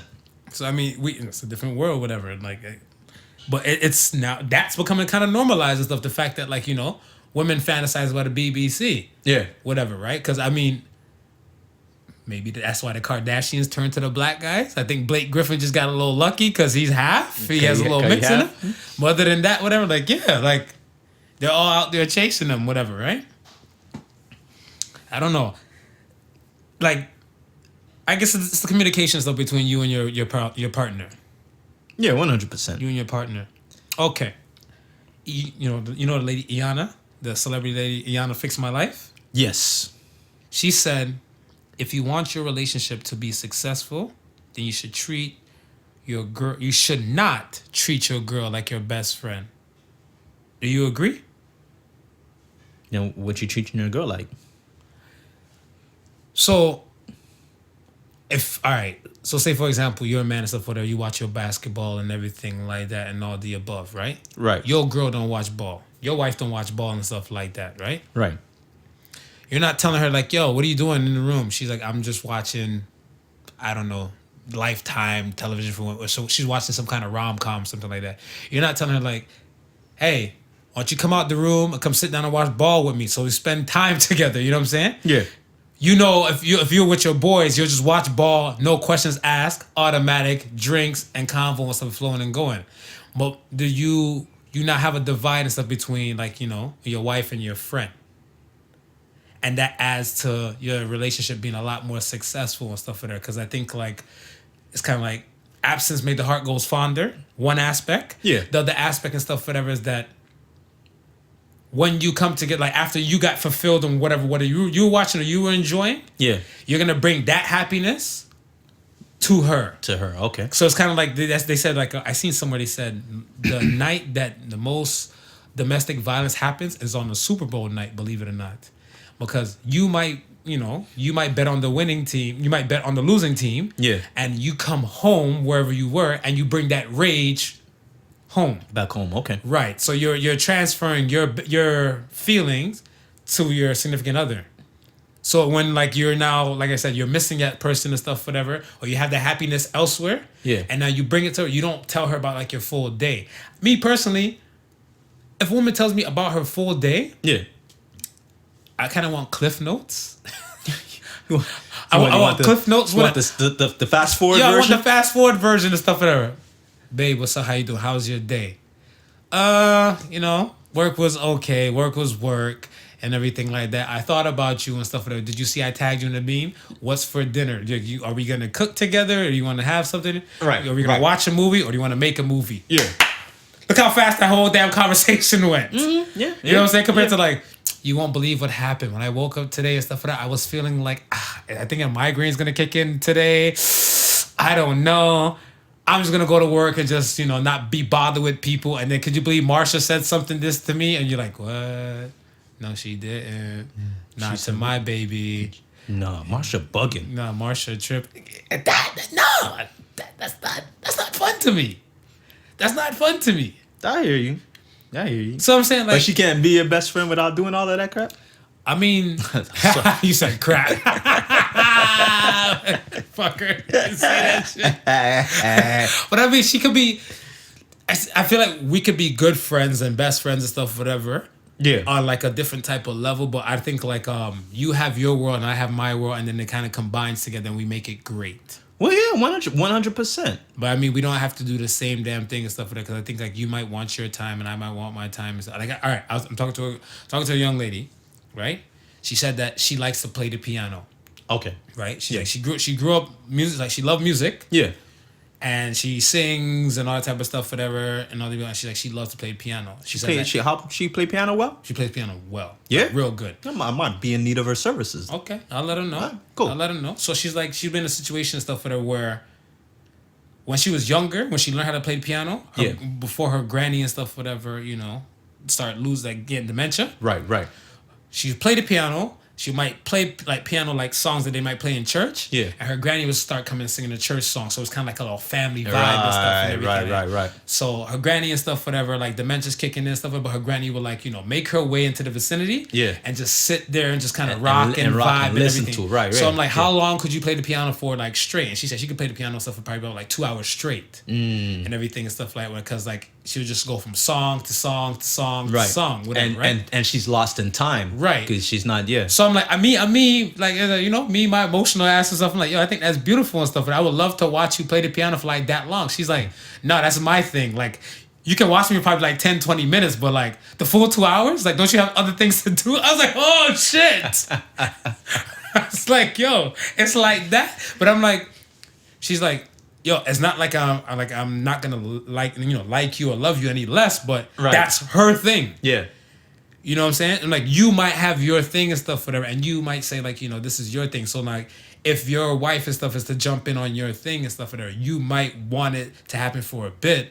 But let's say if you're making a beat now or whatever, yeah, and you're in your vibe and you're in your notion and stuff, whatever, she's like, hey babe, what are you doing? And you're like, you see me with the drum machine, and then she's like, what does this button do? What does that button do? What is this? Yeah, so if you turn that knob, I think it's the point where they have taken you out of your vibe, right? Then that becomes. But that's what I'm saying. Like a best friend and stuff with her, they're probably damn near already on that vibe as is. Right. So it's like it's self-explanatory, no questions needed. Yeah. So that's why I can see the balance of when she said that statement, because I was like, I said the same thing too. I'm like, don't you want your woman or your significant other to be your best friend? Yeah. And I'm like, no, you want some time and stuff for yourself to kind of be in a good vibe. And then once you get into that happiness or that good vibe and stuff, 9 times out of 10, you want to go to that person with that good vibe. If you're not having a good vibe and stuff, that's when you turn to the person to kind of help bring you to a good vibe. Right. Yeah, I can see it. I mean, before I was like, nah, you know what I mean? Like, I had no issues. I had no issues with my wife being my best friend. Which, I mean, in certain cases, I mean, we'll roll like that. We'll have stuff pillow talk and shit like that. Whatever. We'll have stuff that's commonality between us, which is great, right? Which is great. But yeah, I get it. But you were never friend zoned though with your wife though, right? Nah. So that's what I'm saying. You're living smooth. A lot of people who were friend zoned, and they actually, like, those guys who escaped the friend zone, and those people have those awesome relationships and stuff, whatever. Right. I think this whole thing and stuff with her blows out the window. It goes out the window because they were already best friends and stuff, whatever, before they became significant others. Yeah. Right? So that's it. I want to talk about that whole thing stuff pertaining to like the stand-ups recently with Chappelle and Bill Burr and everything like that. But real quick, I'm asking for a friend. I was home a night and stuff, whatever. Like, I think the night after the Nas concert, or no, I think the night of the Mary Jane and Nas. Yeah. I went home, chilling, solo, dolo, all the above. Yeah. And I was vibing out and stuff, whatever. I don't know if I'm a little bitch or anything like that, but I felt like somebody was trying to come into my apartment. I heard like my doorknob kind of little jing-a-lang, jing-a-lang. I remember we were talking about some bullshit. Did you have the lights off? I had my lights off. See? That's the problem. Fuck you. Stop doing stuff in the dark, man. I have light in my heart, okay? Not your average Joseph. I have light in my heart. I don't always need to waste my damn electricity bill. Well, in any case, when I heard that and stuff, whatever, Yeah. I was like, the hell, a home invasion is gonna pop off like around like midnight hours and stuff? Because I guess, I was at home earlier, and I don't know if they're probably casing the joint. Like, so many things ran through my head. My anxiety kicked in. And you know what it is, too? Because it was raining, too. It was raining, so too, is this some right. that horror movie shit? Yeah, so I was there like, I'm trying to vibe and stuff, but I'm on like a little text message battle and stuff, whatever, like in convo and stuff, whatever, with somebody. And I was like, I hear all that. I threw the phone down. I flipped the phone upside down in the dark. So I'm like, the fuck am I going to do? I should start making some noise. I'm like, but I was saying, what do you do? Because I can tell you what I did, and then you tell me what do you do. And All then, right. What would you do if you think a home invasion was to pop off? Oh, I start getting loud and shit. Oh, just get loud. Yeah, Who's like get loud doing what? Like, what are you saying? Get loud, you know what I mean? Get like, get into my male machismo. You're like, hey. I feel aggressive, like if someone was to just come in, I'll start snapping them, knocking niggas out. DMX shit start barking. Yeah. Let them know you breaking in this house, you gonna have a fight. You have a battle. You gonna have a fight on your hands. I went super racist. I'm not proud of it, and to specific people, I apologize for my behavior, but I realize that's the best defense mechanism we got today. You went super racist like how? When I thought the doorknob was being jingled, I got up because, like I said, I was in the living room, I was texting and stuff like that, whatever, and I got up because I was getting ready to watch something anyway. But I'm like, I was just vibing and stuff with the person and stuff and everything through the text. Right. When I thought the doorknob was being jingled and stuff, whatever, I'm like, Allah Akbar. Yo, it stopped though. The doorknob wasn't moving no more after that. So I guess they're probably like, oh shit. Wrong house. So then I was looking like, why the fuck did I do that? But I'm like, but it solved the problem. Now, did it really solve the problem, or did he just let himself inside the other house so it was across the door? It could be because I live kind of close, so I guess the sound could have been them jingling their door, and I just thought it was my door. I'm not too sure. I got more issues than Time magazine, so maybe. But all right, back to the business. Let me just ask you. I forgot to ask you this. Yeah. Whatever. I mean, you did mention you were asking for a friend, but now that we know that it was you. I mean, hey. So like when it comes to the comedians and everything like that, Chappelle and his raw and uncut stand up and everything and stuff, whatever. The Bill Burr thing, like you said, you were watching and stuff yesterday. Yeah. Whatever, right? You enjoyed all that type of stuff, and they're unapologetic and doing all their things.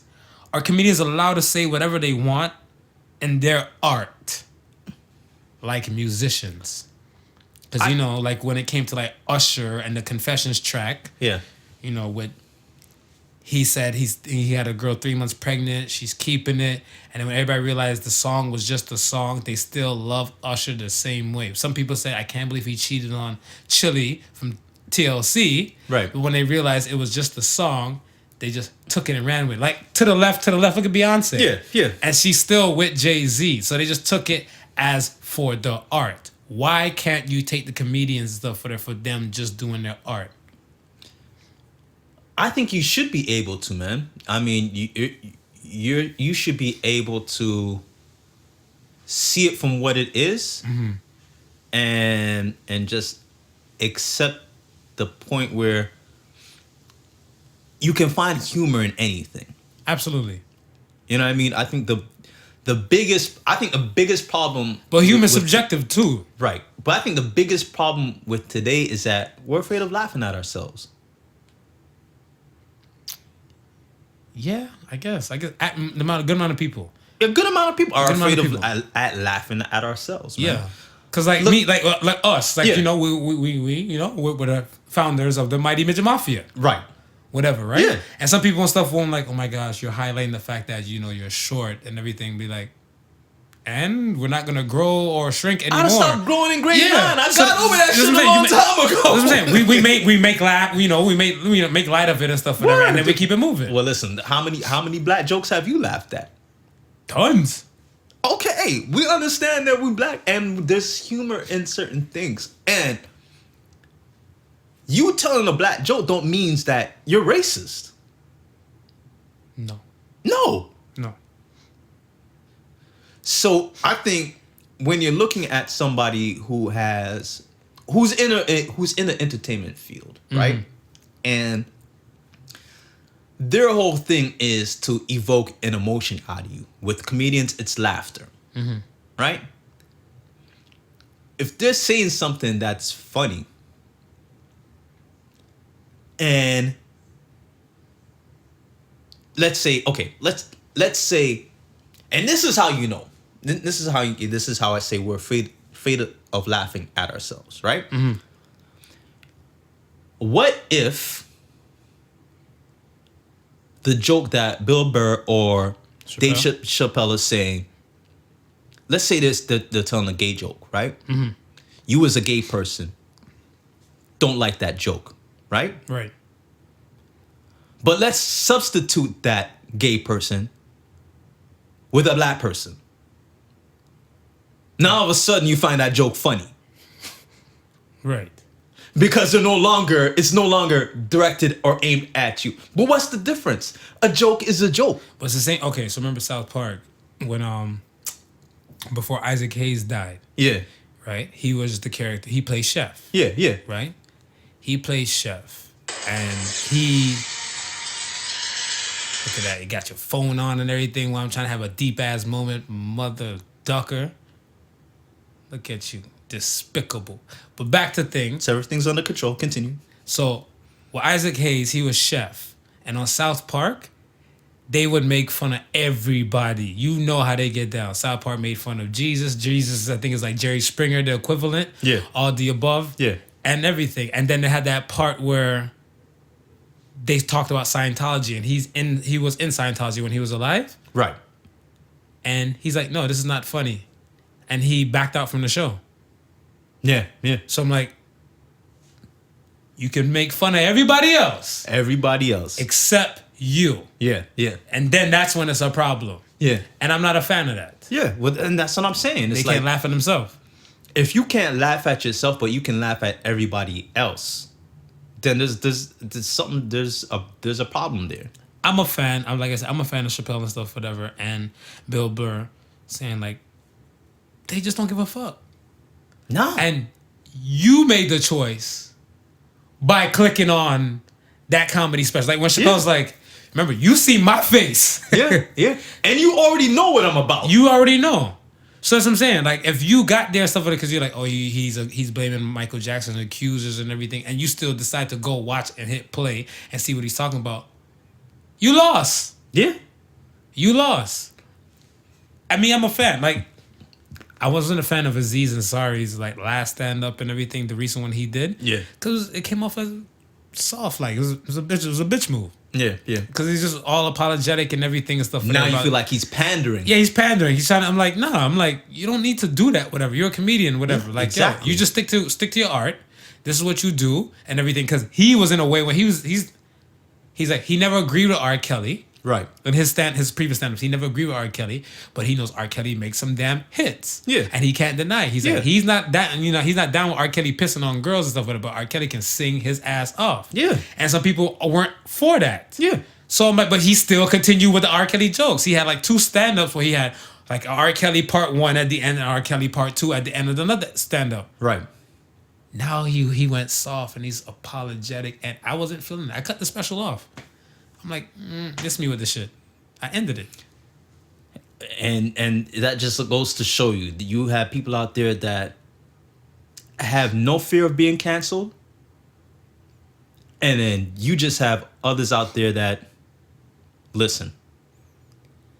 I might be canceled, so let me pull back a little bit. Let me, you know what I mean? Let me, not say what's on my mind, not say what I'm thinking. I'm a fan of either love me or leave me alone. Yeah. That's the world I'm all for.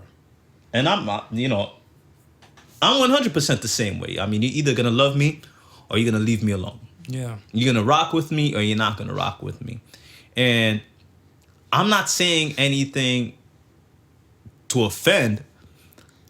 I'm saying stuff to break the tension. I'm saying stuff to get a laughter. I'm saying this, that, and a third. Yeah, because you're not coming from a malicious place, right? No, 100%. There's So nothing that's malicious. it. So once you're not coming from a malicious place and stuff, whatever, then that's the thing. Everybody has their own style. Everybody has their own type of way and stuff. Whatever. You get to the substance aspect and stuff, whatever.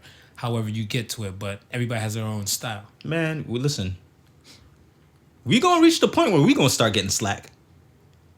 Yeah, Yeah, I mean, it just comes with the territory. that's fine. But at the same time, when I say that, the people who really know us, they know what we're about. They know, I mean, at the end of the day, this is, sure, we share our opinions, but this is also satire for us. We True. come together, we crack jokes. Right. We laugh at shit. You know what I mean? We laugh at painful shit. We laugh at shit that's funny.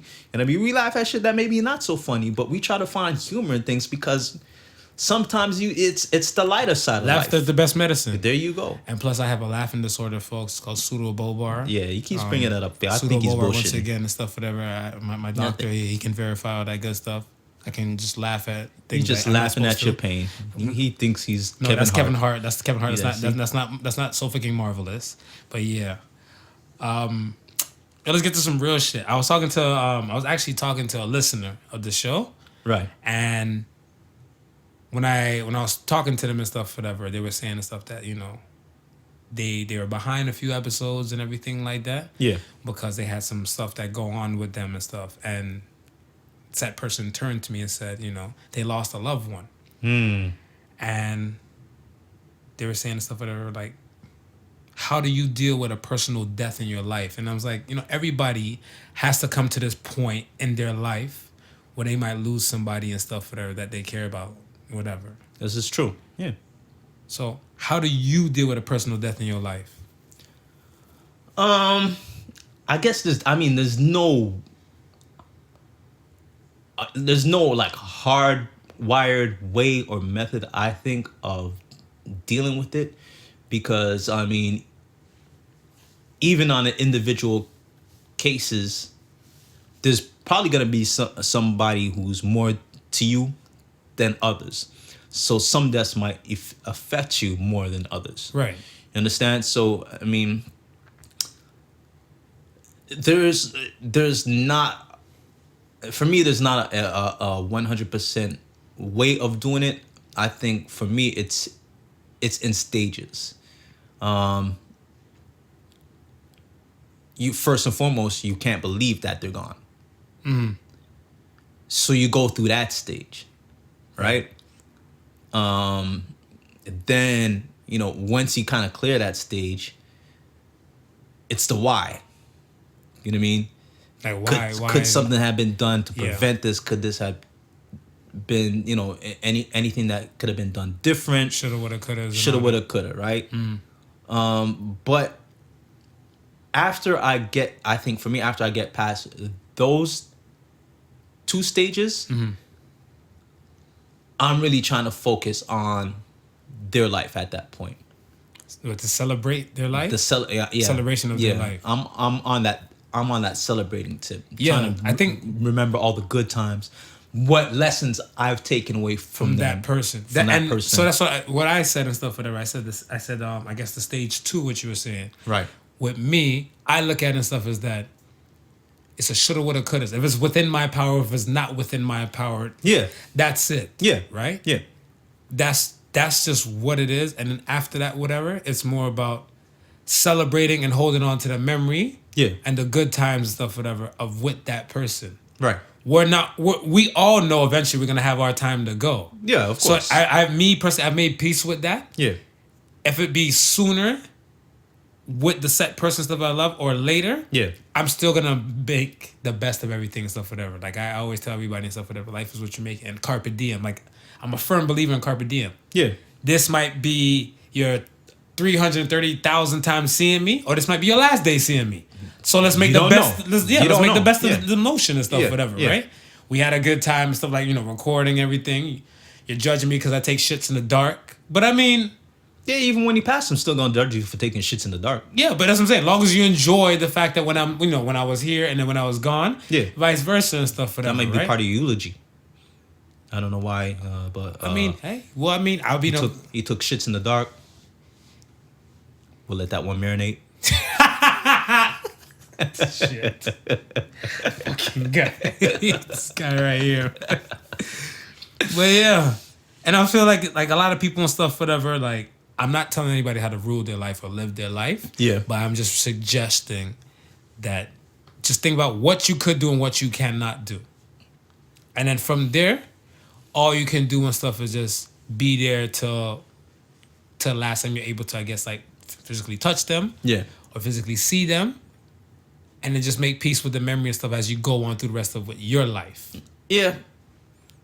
And I mean, and stuff takes time as well too, right? Yeah, I mean, Absolutely. you gotta recognize that, and maybe try not to rush to get to a certain point. You just gotta let it breathe, man. I think when my parents first passed, and it was fresh, like right after my father passed, and I went to the house, and I would sit on the porch, and the porch is, as you the house, as soon as you enter the front door, That's a staple. to the right is the staircase, right? Yeah. And anytime I would come and sit down on the porch, and my dad knew I was there, I could hear him coming down the steps. So there was just that there was just that moment of just listening for the steps, you know what I mean, and not hearing that steps and saying, shit, I'm not hearing the steps. What's I'm here, you know what I mean? And Right. it took a while to get past that stage. All the stuff that you're used to, knowing that, you know what I mean, it's no longer gonna happen. Right? But like I said, I mean, in between that, there was a lot of reminiscing of all the stuff that you know what I mean, and that I guess that probably was a good memory for me. Right. Also, you know what I mean, That him is. coming down That the is. stairs and greeting me and this, that, and the Yeah. third. You know what I mean? So that that's part of the stuff that I cherish. Right. In a sense, so it's just, I guess it's looking at that and then how you choose to look at that, right? Half full or half empty. Exactly. Right. Right. You can say, oh man, you know what I mean, smile to yourself. Yeah, remember when Dad used to come down the stairs and hey, or you can be, oh, Dad used to come down the stairs. And I mean, it's how you choose to look at it. Right. Yeah. Okay. Ready for the question of the week? I'm always ready for the question of the week, man. Some people always run from my questions of the Listen, week. and before we get into the question of the week, I just want to remind our adoring fans out there that this is episode 49. Yeah, your boy's been at this 49 episodes, which makes the next one 50.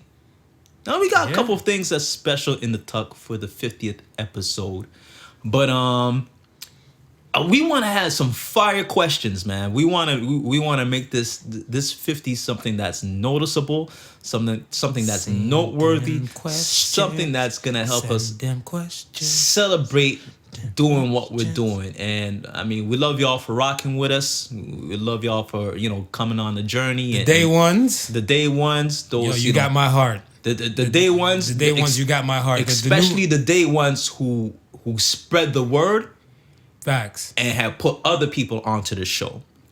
The day ones, you got my heart. The ones that been rocking from the beginning. You told peoples and stuff about it, and you still rocking and stuff, whatever. That means you know the content and everything about the show is good business and stuff, whatever, and good feelings. Much appreciated from the bottom of my heart.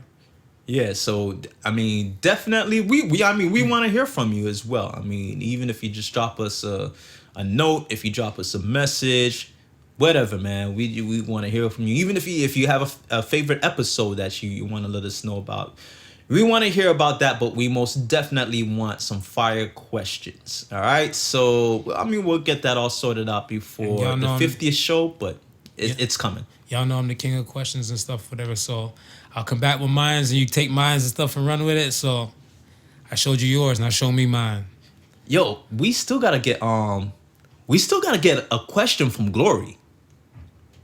Oh yeah, that's right. Yeah, we still gotta get. You know what? I'm gonna hit that. We'll hit him up this week because he gotta give us a question for the 50th episode. We'll make sure he'll get one in. All right. Question now of the week. In an interracial relationship, who do you think benefits more? Interracial relationship meaning black person and white person. Who do you think benefits more? White person. Really? Mm-hmm. Why? Cause us black people are more accepting than anything else.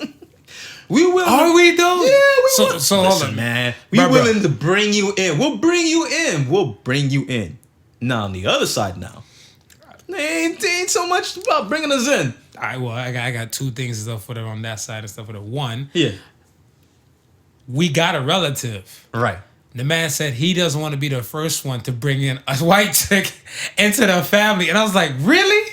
I'm like, you really think we're that bad of people? He's like, not you. Yeah. But he's like, but the other female family members and stuff, whatever, they're going to say some things. And black people can be racist and stuff as well. Of course. Right? So that's what I'm saying. 100%. Not all the time and stuff, whatever, they're willing to accept, them coming in and stuff, whatever. But we are more accepting than the other side. We are more accepting, man. Look, man.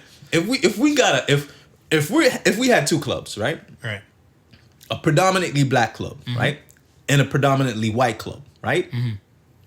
You're gonna find more white people in the predominantly black club than you're gonna find black people in the predominantly white club. I can't disagree with that. I can't. Yeah, you're right. I can't disagree with that. Yeah, you're right. It's just we're more accepting. And a white person walking to a black club, no, they ain't gonna be judged. They ain't gonna be like, oh, yo, you like black music, you like black culture. But white people don't. What? Okay, not to be also racist, but some white people can't dance. No, So that's that's what I'm saying. Like when they go into a black club, they're gonna be like, oh my gosh, we know you can't dance. Sit your ass down. Yeah. But on the other side and stuff, that black person can go in there and do with it. What's that shit? I seen on Ellen, the shopping cart. They have a dance called the shopping cart. Like they're picking things off the aisle and throwing it into the shopping cart. The sprinkler. And the white people eat it up. Yeah. They'll eat it up and stuff, whatever, right? So Yeah. even like the whole thing with the shoot, when black people do like the little shoot dance stuff, like people like, how does his leg in his hand shoot? Shoot. Yeah. So that's what I'm saying. Like, I feel like yes, you're right. The black people will accept the white people a lot more. But I feel like they're both. I mean, not equal, but white people will accept black people and stuff the same way. Oh yeah. No. You gonna have some that accept us and accept who we are in the culture. The reason why I feel like the black person and stuff like that, I have a friend. Let me tell you about the story and shit like that, whatever. One day I go holler at him. He was in town. Yeah. Because, I'm here in Toronto. He was in Cleveland, but he lives in Columbus. Okay. So he went to his mom's house. Okay. I walked into fucking World War III. His mom and his aunt are having conversations about him because he dates Caucasian women. Right? Only Caucasian women. That could be his preference and his affinity. Yeah. That's it. Yeah. His mom, when I walked in, she's like, Marv, do you date white women? So I said, yes, I dated a few. Right. His aunt, who was yelling at him around the corner, she made her way to the living room. She beelined? Yeah, she's just skirt. She's like, what could a white woman do for you that a black woman can't? Right. Right? Before I even uttered a single word, Yeah. Dirtbag came around the corner and he said, she can get you into a country club. She can boost your credit. Yo. And then he said something else. He's like, and you can go swimming with her, right? Mm-hmm. And I was like, yo, this guy is wildin'. So I just shut my pie hole and stuff, whatever. And then it got quiet in the room. She's like, unbelievable. And then he ended it and said, some things are just better on a cracker. I felt like the mic dropped, and I'm like, you know what? I think it's time for me to go. Time for you to go? I didn't even stay longer than 5 minutes. I'm gonna just get up and I'm in the leave. car. Yeah, I'm gonna be in the Like car. the I was SpongeBob memes. I'm gonna just get up and yeah, leave. all right, I'm gonna head out. You know, it was like a straight SpongeBob moment and stuff for them. But I'm like, when he said that, if there's some black people that date Caucasian people and stuff, whatever, for a purpose like that, Yeah. I feel like the black person benefits more than the white person.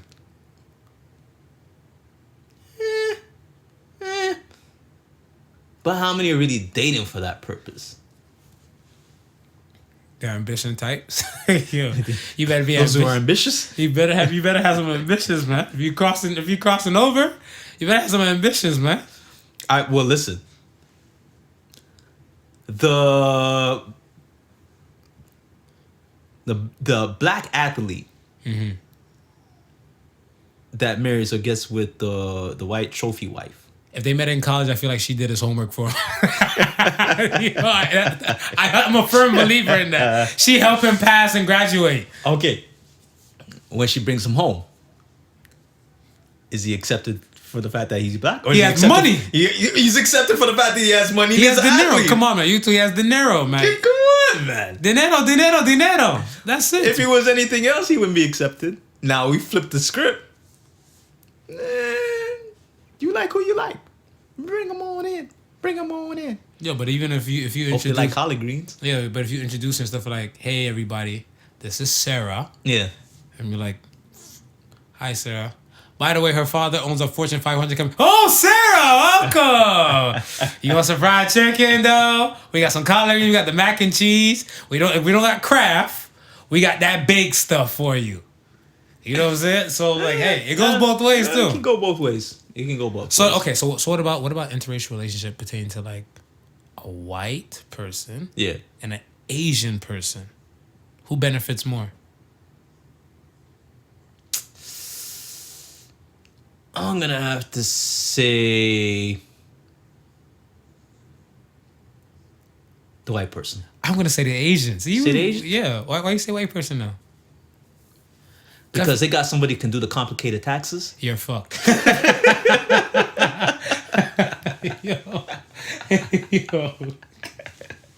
I thought I was wild with my Allah Akbar piece and stuff, but you came with that.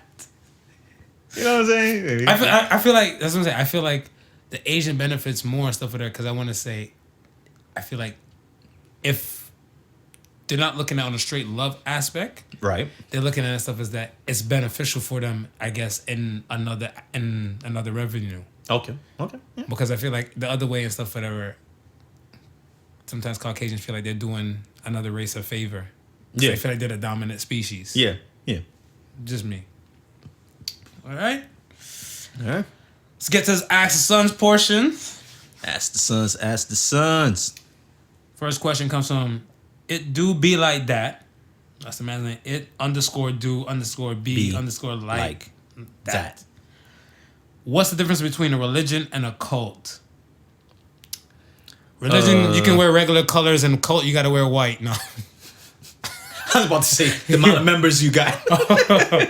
You ever notice that all the cults always wear white? Yeah. Like that's their go-to thing. So that's why I'm like, I can never walk into a church in an all-white suit because they might think I'm there to recruit people for a cult. You might be there for a reason. Yeah, be like, hey, I got some Kool-Aid and stuff in the back, you know? By the way, my name is the new Jim Jones. Jimmy Jones. Rachel Demo. Do men prefer men or women doctors? I take a man doctor over a woman doctor. I take a man doctor over a woman doctor. Yeah, because my thing and stuff is that, you know, what's that expression? An apple a day keeps the doctor away. Yeah. But if the doctor's a dime, don't even waste your time. So if I got a hot doctor Yeah. and she has to give me a prostate examination and stuff, whatever, I'm going to get me a new doctor and stuff after that. I'm just going to be the doctor recruiting. Because she's going to see me in a vulnerable position where I probably have other fantasies about her. Yeah. And, you know, my doctor and Mar fantasy and stuff, whatever, is not going like that. It's kind of like, let me help clear your balls. I just think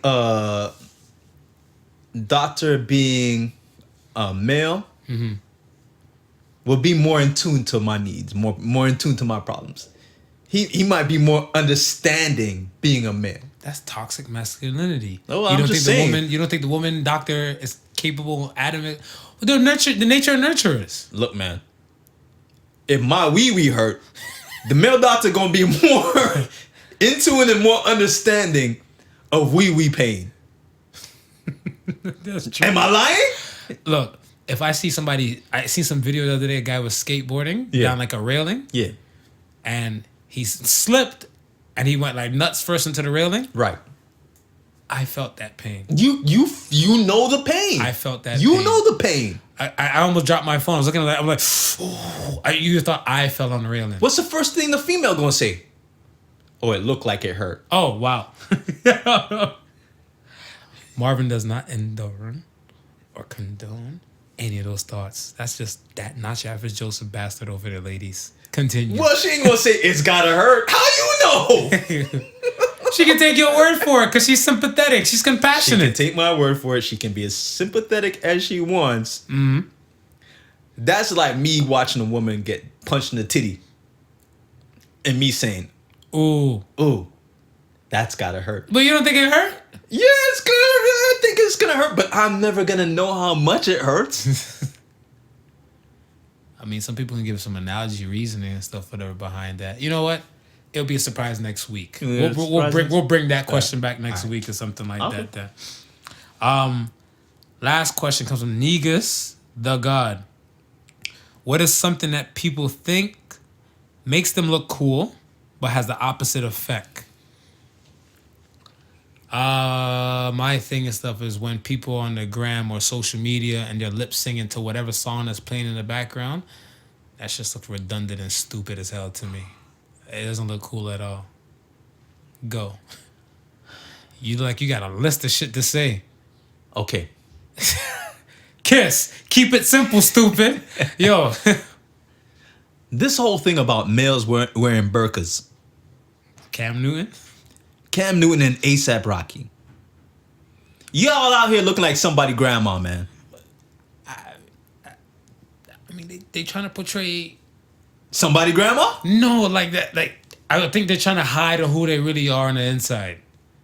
The alphabet people might really get ready to Is that what it is? I think the alphabet people get ready to scoop them. All right, okay. ASAP Rocky always wearing purses and everything, and then he tried to say no, it's a satchel. It's a satchel. And then Cam Newton and stuff. Was he wearing the romper one time? The romper. Yeah, The a few romper. years ago he was wearing the romper, right? When the rompers were a thing. Remember a few years ago when they were wearing the kilts? ASAP Rocky.